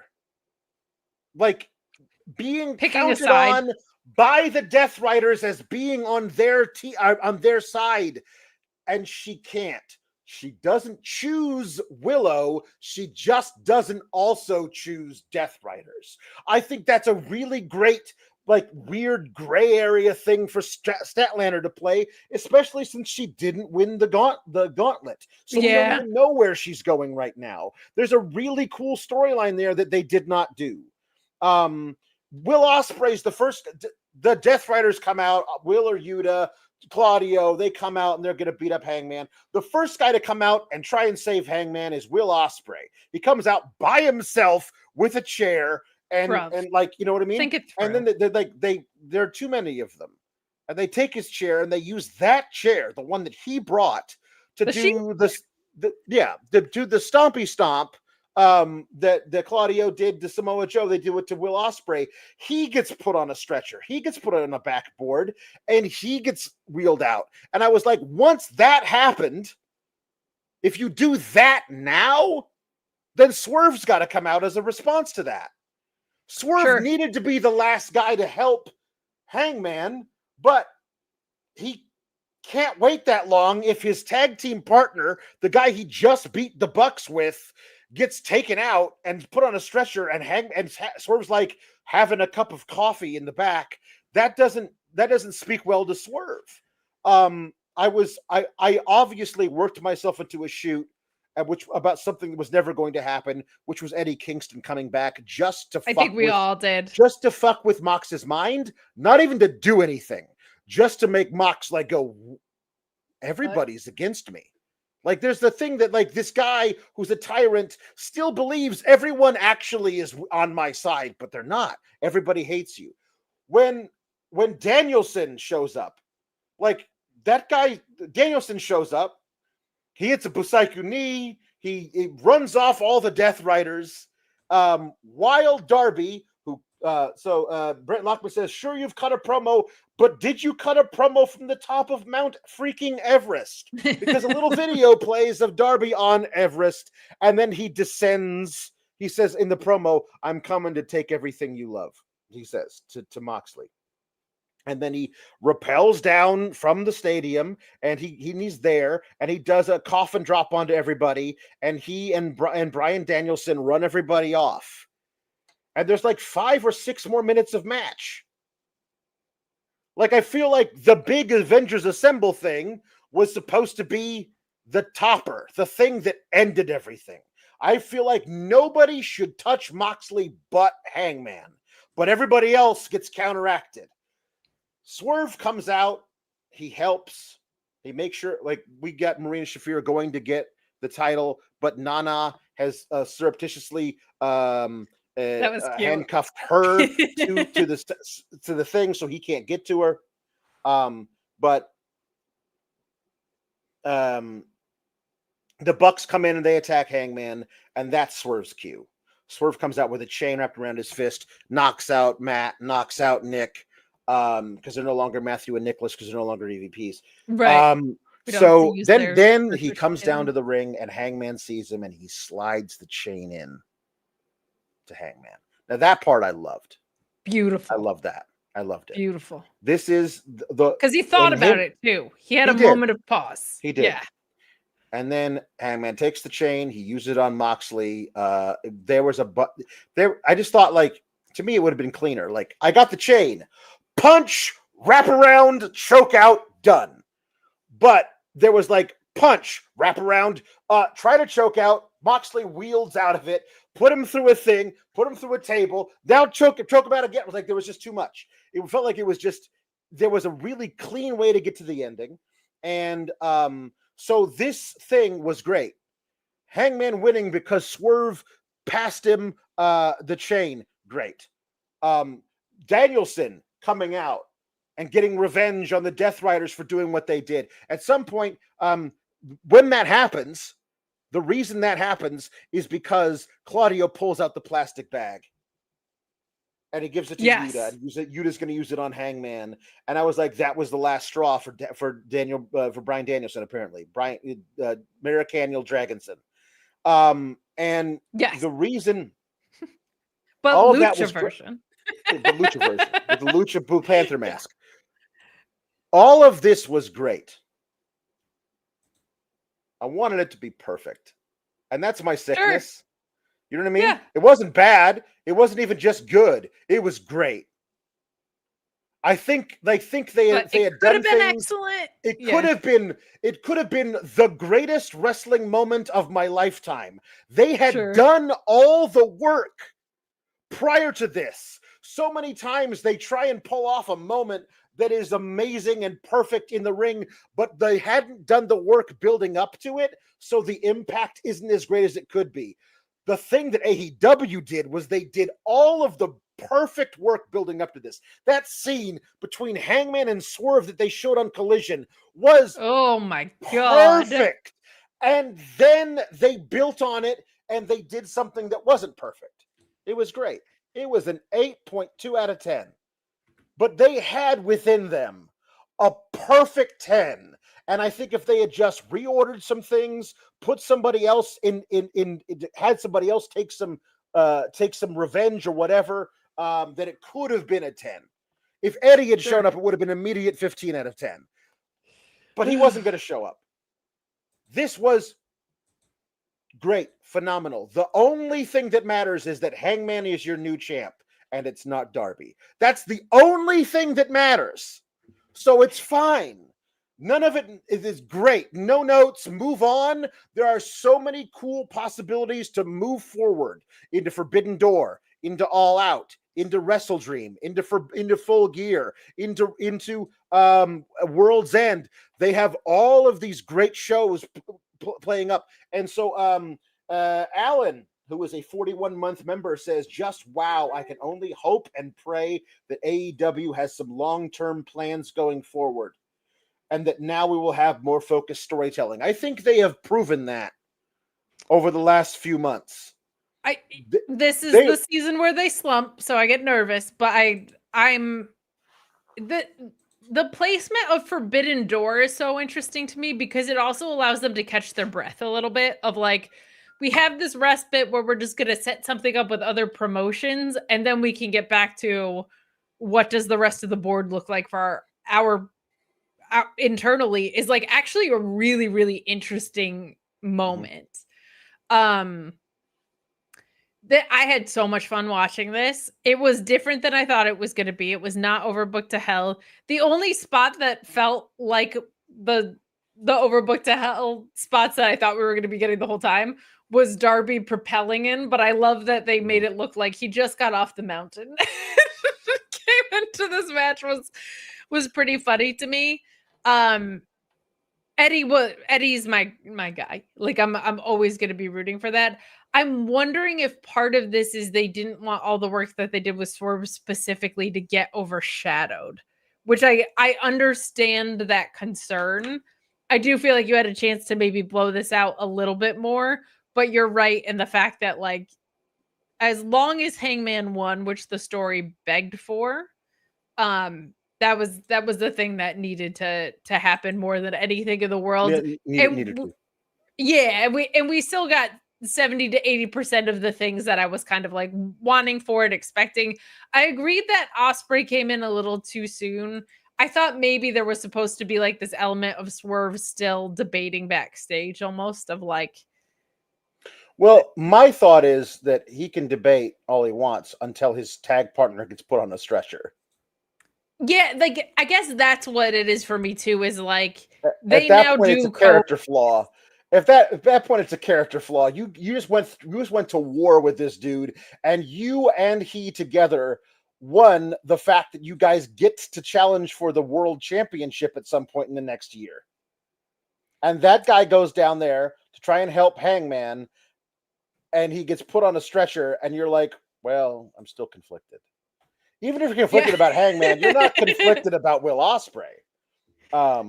That's all. I will say there was a sign from a woman named Lady Stromos on Twitter that said Hangman will be the first cowboy that's a world champion in Dallas since 1996. And I fell out of my chair when I very funny. read that. Very funny. Yes. It's so funny because I feel like a lot of times we get baby faces or heels that join stuff just because they're baby faces or heels. And you're right in that they did the work to connect so many more of them to these guys that like I was thinking maybe the Dark Order would come out and things like that. A lot of people were hoping for that. And honestly, like I never got a connection. Like I was never really connected to the Dark Order as a thing. That was when I really wasn't watching AEW all that much.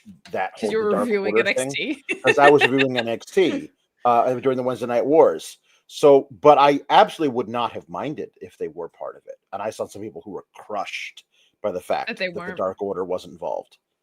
So, you know, I agree. Like there were more opportunities. Everything that they didn't miss. The only things that they missed were things that they opted not to do. So like it's one of those things that they didn't do anything wrong and they did a whole heck of a lot right. They could have gone the extra mile and did even a little bit more right. Loved the stuff with Marina. I thought that was such a clever way to keep her out of the picture. Yeah. And the chain stuff with Swerve was just the chain stuff with Swerve was very good. It gave me the same feeling as when the Bucks looked at Adam Page the first time he won and said, like, this is your time. It was like Swerve was like, here's the device for it to now be your time. I really, really, really, really, really thought the play at the time of the Owen was going to be Will Ospreay goes into Forbidden Door with the title on his shoulder. They made a story that set up that being fine that that's not the case. Like they did a really incredible job between the end of the Owen and now to create something that welcomes this instead in a really satisfying way. Right now, I want them to go into the mode of Hangman makes new stars out of younger people. Like I know that the logical thing is for Swerve and Osprey to go back to him.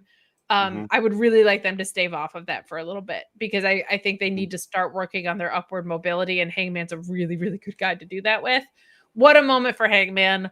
What a moment for the live crowd. What a pay-per-view and a way to top it off. Like they really, really did a tremendous job with all of this. And I also think because the Death Riders got so much better toward the end of this, there's interesting possibilities for them too coming out of this. They could take them off screen and reboot them.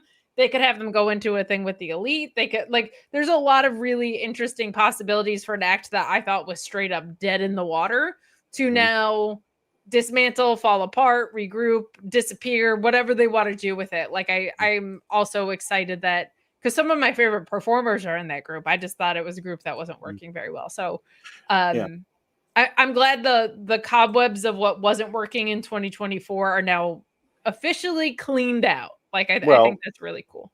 What wasn't working was Adam Copeland. 4 months of Adam Copeland at the top of the thing, like getting choked out in Australia and then getting another title match. Like it was, and he went away, and immediately after he went away, it got better. Because it went to Swerve, and then Swerve lost, and we were pissed about it. But we were like, okay, so then Will Ospreay's going to win the Owen. It'll be fine because Will Ospreay is going to win. And then Will Ospreay lost, and we're like, Hangman, oh no. Hangman's thing is he's a loser now. Oh no, what's going to happen? And so it became this thing of we were all rooting for somebody to do it. We knew Adam Copeland wasn't going to. We believed it was going to be Swerve. And then when it wasn't Swerve, oh, it's okay. It's going to be Ospreay. Okay, it's not going to be Ospreay. It's going to be Hangman. It finally was. Of Swerve, Ospreay, and Hangman, the guy who seemed least likely to actually do it was Hangman. And they knew that. They knew we were going to be anxious. So they built a story where he could not possibly lose. He was starting to he was making promises that he was going to win. Babyfaces don't make promises on the air unless they're going to actually fulfill them. Follow through on them. And it's interesting. I think speaking of, hello. Hi, Sean. Hey, guys.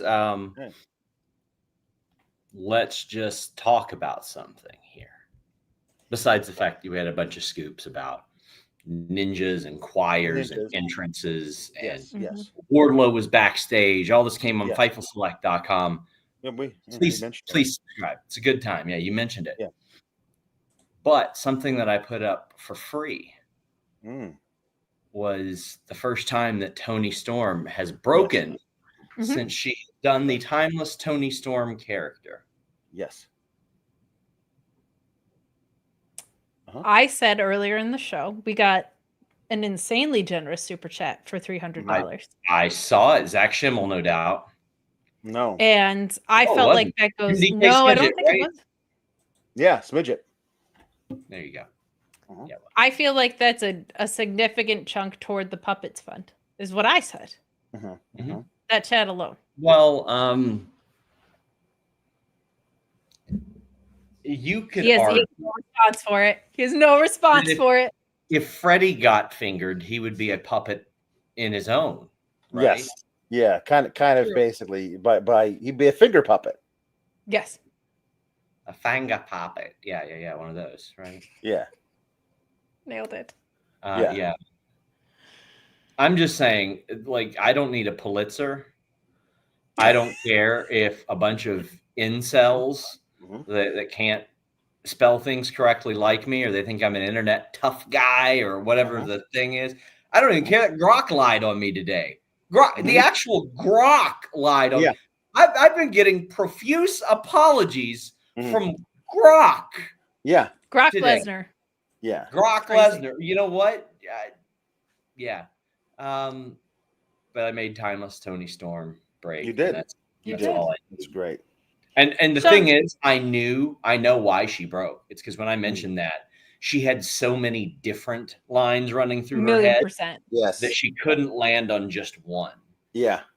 That So had she to was she was ready to pop herself there. Yep. But Sean, how did you feel about? We've been saying all night, like we felt like Mercedes Moné did a great job booking this card, put Yeah. forward a great pay-per-view because she has creative control over the whole company. How That's did right. you feel about Mercedes Moné's version of All In? I thought it was really good. And while we're being serious about this, the reason I spoke so confidently on this matter is because they have had this loss planned for like 6 months.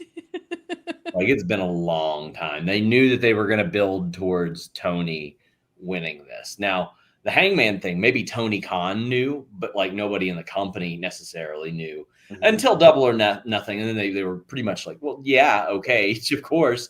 Because if they would not have had Hangman go over, it would have been a we're not watching Wednesday type of mentality for a lot of people. And understandably so. I mean, I thought they played this good. I was shocked we didn't see Sting. I was shocked that didn't happen. Me too. Yeah. I mean, everybody there thought it was going to happen. When is the Mercedes creative apology tour starting? Well, it's not, because all those people will then say, oh, so she can't just decide it's best for business? And I'm like, oh my God. Yeah, she creatively controlled herself to lose. It'll be the next piece. It was because of the backlash, is what it'll say. Oh, that I actually Alexis. put that in one of our Discord things. I was like, that's what's going to happen. People will say it was because of the backlash, and like she lost, so people wouldn't say that she had it. This loss has been planned for a very long time. Good. Yeah. Did you have fun? No. Notes from the live experience. Notes from the live experience. It was very loud, and I was shocked to hear that it didn't come across on TV. Like you can even see in a lot of the videos that we post here on YouTube, I'll get a lot of shorts on here. Quick plug for Fightful Scraps. If you all don't follow that, you all should. We've got a bunch of clips and stuff going up, but there were a whole lot of things. I mean, obviously, I'm excited about Shuri because I've been saying for I think 3 years that I think she's the best wrestler in the world, and that's saying a lot considering the person she's across the ring from is usually Maya Iwatani, who might be number 2 or 1. Sure.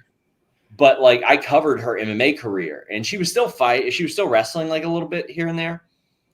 And I wouldn't say I was rooting for her to lose her MMA fights, but like I wanted her to wrestle more because I really liked her before. And I knew that once she went back from the UFC, she would have a really expanded skill set from the training that she had been doing in the UFC. So I'm ecstatic about that.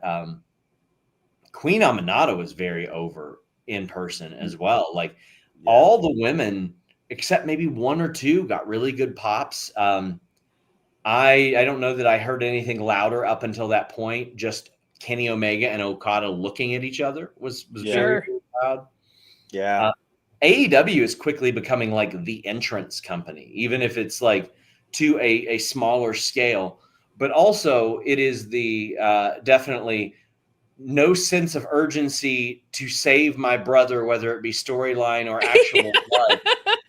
Because on this day, he was aura farming out there. Like that dude was planting the seeds, tilling the dirt, like everything. Mm-hmm. He did not care.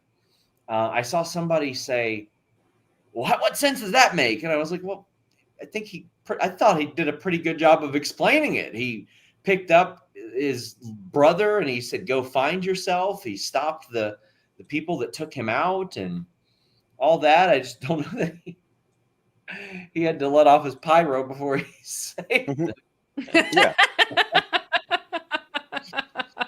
Yeah. Which is amazing. But yeah, there was a lot. I saw Wardlow running around. Don't know exactly why he was here, but don't know if he lives in the area or what. But my theory was he one of the ninjas? No, Keith Lee was backstage, but it was the MMA fighter Foodie, Yeah, not the wrestler. So there was that. Tony Storm, where I'm uploading the pressers right now, which don't know why they stream them themselves, but Tony Storm's was very good. Tony Khan's was very long-winded. Didn't get clarity of which I asked for regarding the casino gauntlet winners and the method of cash in, so to speak, because I had heard last year that they didn't really like the cash in Money in the Bank method. They kind of felt like it was an albatross, but they were right, because Nigel McGuinness just should have won it. Maybe, yeah, and incredibly unsurprised, even though I actually was a little bit surprised. I got back from a long ass press conference. I took a shower. I packed up all my stuff to leave in the morning, and I was like, "Well, I wonder if they're still live." After I told them there's no time limit. I mean, honestly, it's a 6-hour show, and we were wrapping up at about 3 hours.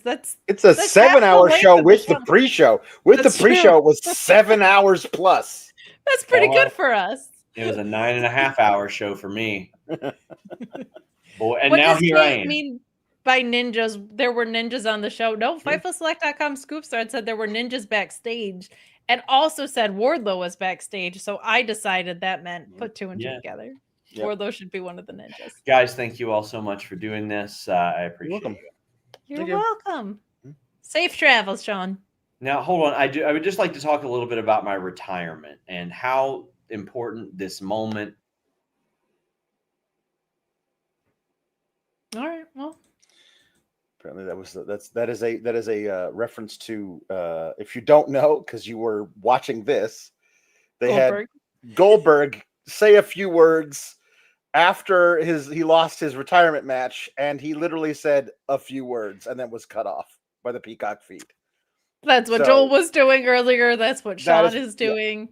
But if you were only watching this and we're not watching that, you would have no idea what the reference was. So there you go. Sean better not retire. I plan on riding his coattails for a while. So. Oh yeah, he's younger than me.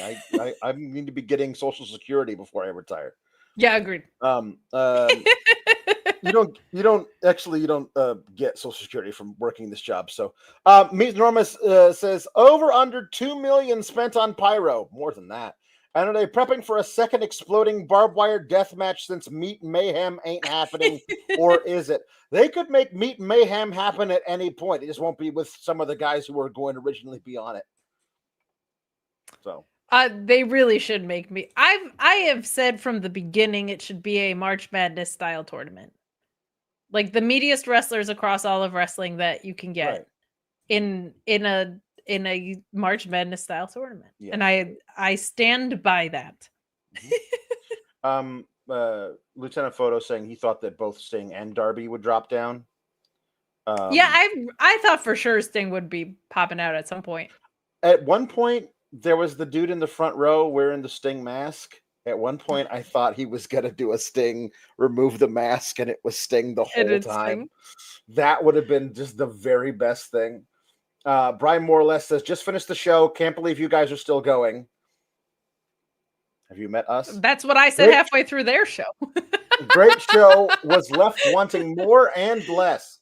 See, Brian more or less says that. Grapple Geekery says, throw the D-Riders in the bin of forgotten AEW factions with the Nightmare Collective, American Top Team, the JAS, and hopefully the Learning Tree. Now, it got better.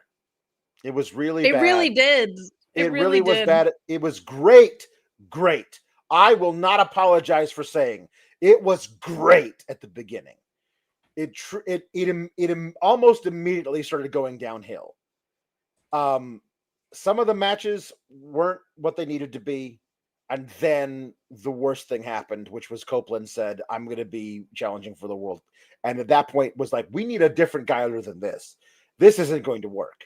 They spent 4 months with him at the top. And not good.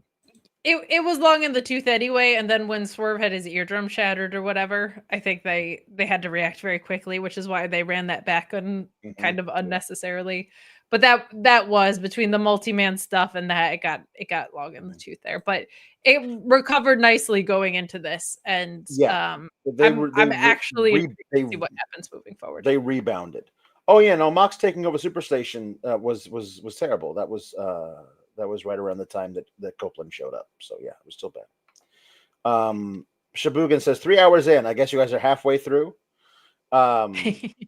No, we're gonna wrap up. We're wrapping up soon. Grapple Geekery also says he tapped. He effing tapped. Hanger did it. Yes, Hanger tapped out John Moxley with the chain.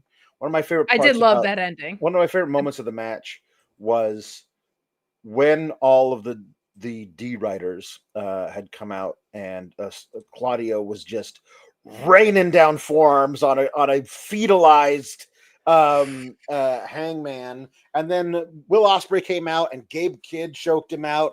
Around the time they were going to do the stompy stomp with the chair thing to Will Ospreay, the camera cut to barely conscious, blood streaming down his face, John Moxley. Like, he desperately needed his friends to save him during these few minutes. Like, he was done. Like, Hangman had beaten him half to death, so he needed his friends to like bail him out of this thing.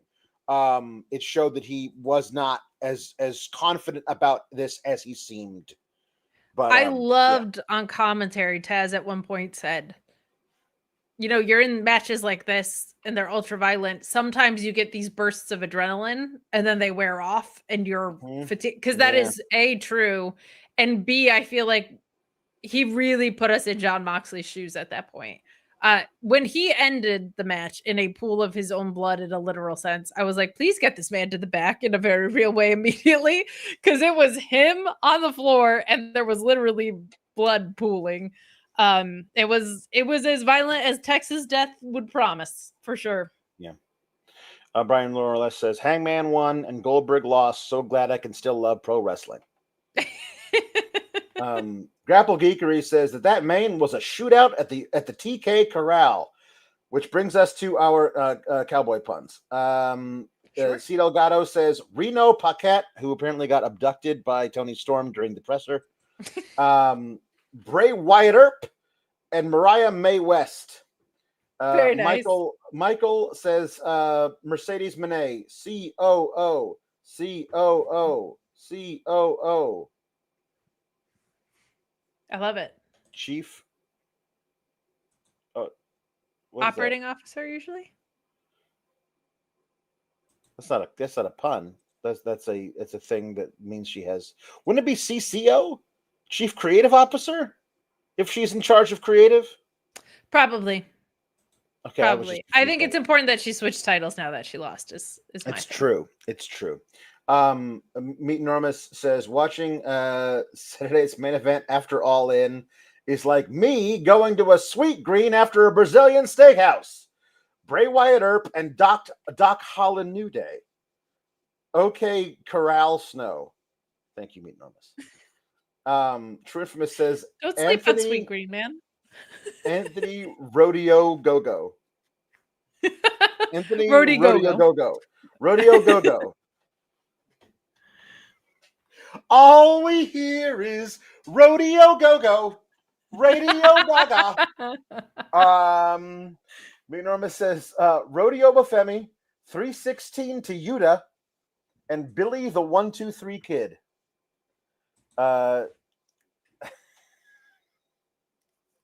True Infamous says Jay Uso says, oh yeah, yeethaw.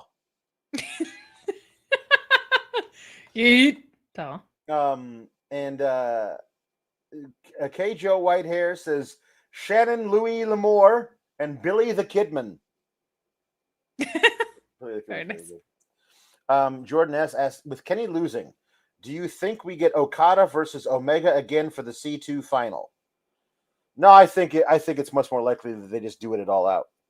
All out or Forbidden Door. I feel like Okada dominating the C2 again is a little much. Yeah, I really hope he's not the champion by then. Yeah, I think that it would be having him go through the C2 last year as champion was enough to me. Sure. Love for Boost says, don't forget Jeff Jarrett almost challenged John Moxley too. There was that really weird, terrible time where Jeff Jarrett thought he was the answer to all of our problems. So thank God that didn't happen. They really did turn this promotion around. They really did.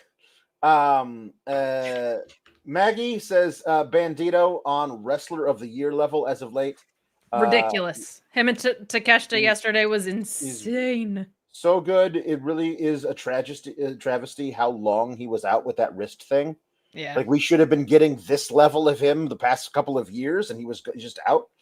Tom LaValle talking about how the Outrunners wore Newport themed gear. They were alive with pleasure until they lost. That's correct. We're going to pass this along to Sean and have him actually give his he'll actually look into this. But says the AEW AV team is after my heart by picking Manchester Orchestra songs for their pay-per-view openings. Pride Tonight and The Silence for Sting's Farewell. SRS, can you find out who makes the final pick for song choice? It's fun when two loves organically fit. It is fun when that happens. It's very fun. Look into that. Yeah.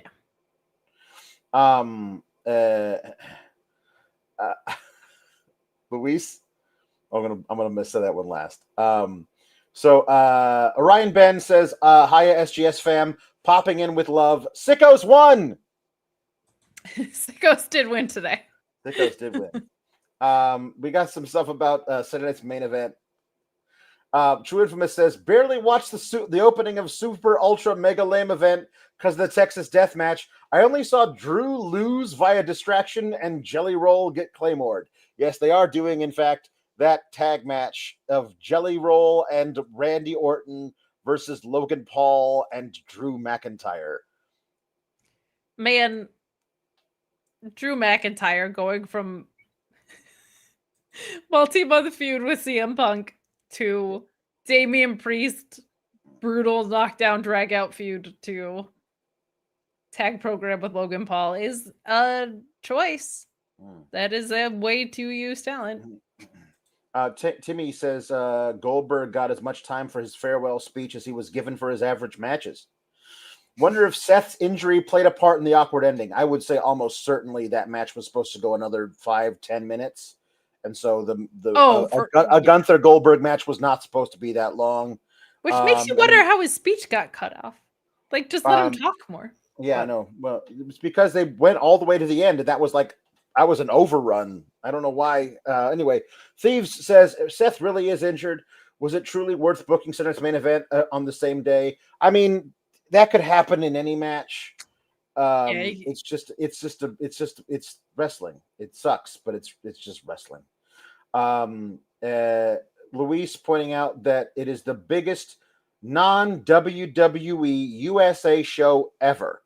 Biggest North American gate since the AAA/NWA/Billy Corgan's Music Festival World is a Vampire from 2023 in Mexico. What a time. And Luis also points out, this will be the last thing we mention on the show, this is officially the second longest post-show in Fightful history. Only the NXT episode was where everyone was panicked because we all thought WWE was selling the entire company to the Saudis. Yep. Went longer than this one. I was going to say, if you had named a different one, I would have said, no, that one went the longest because I remember Sean being on for at least 2 hours going, no, they didn't. And smoking a joint on air, actually. Mm-hmm. And then us having to talk about NXT around all of that. Yeah, that was tough. Speaking of NXT, Kate and I are planning to do a review of Great American Bash. Allegedly. We were planning on doing it. That is technically our job. Someone has to cover that, and it's supposed to be us. We said we were going to do it. Keep an eye out for it. Otherwise, we'll just recap it on the Tuesday review, I think. So yes, keep an eye out for it if we indeed do that tomorrow in the afternoon. we can do it as a beat the clock, like we would be doing it if we were doing it before All In, like that one time. But we could. yeah. We will definitely have me and Cresta doing Evolution, but it will be covered in some way, shape, or form. It will be. It will be. Yeah.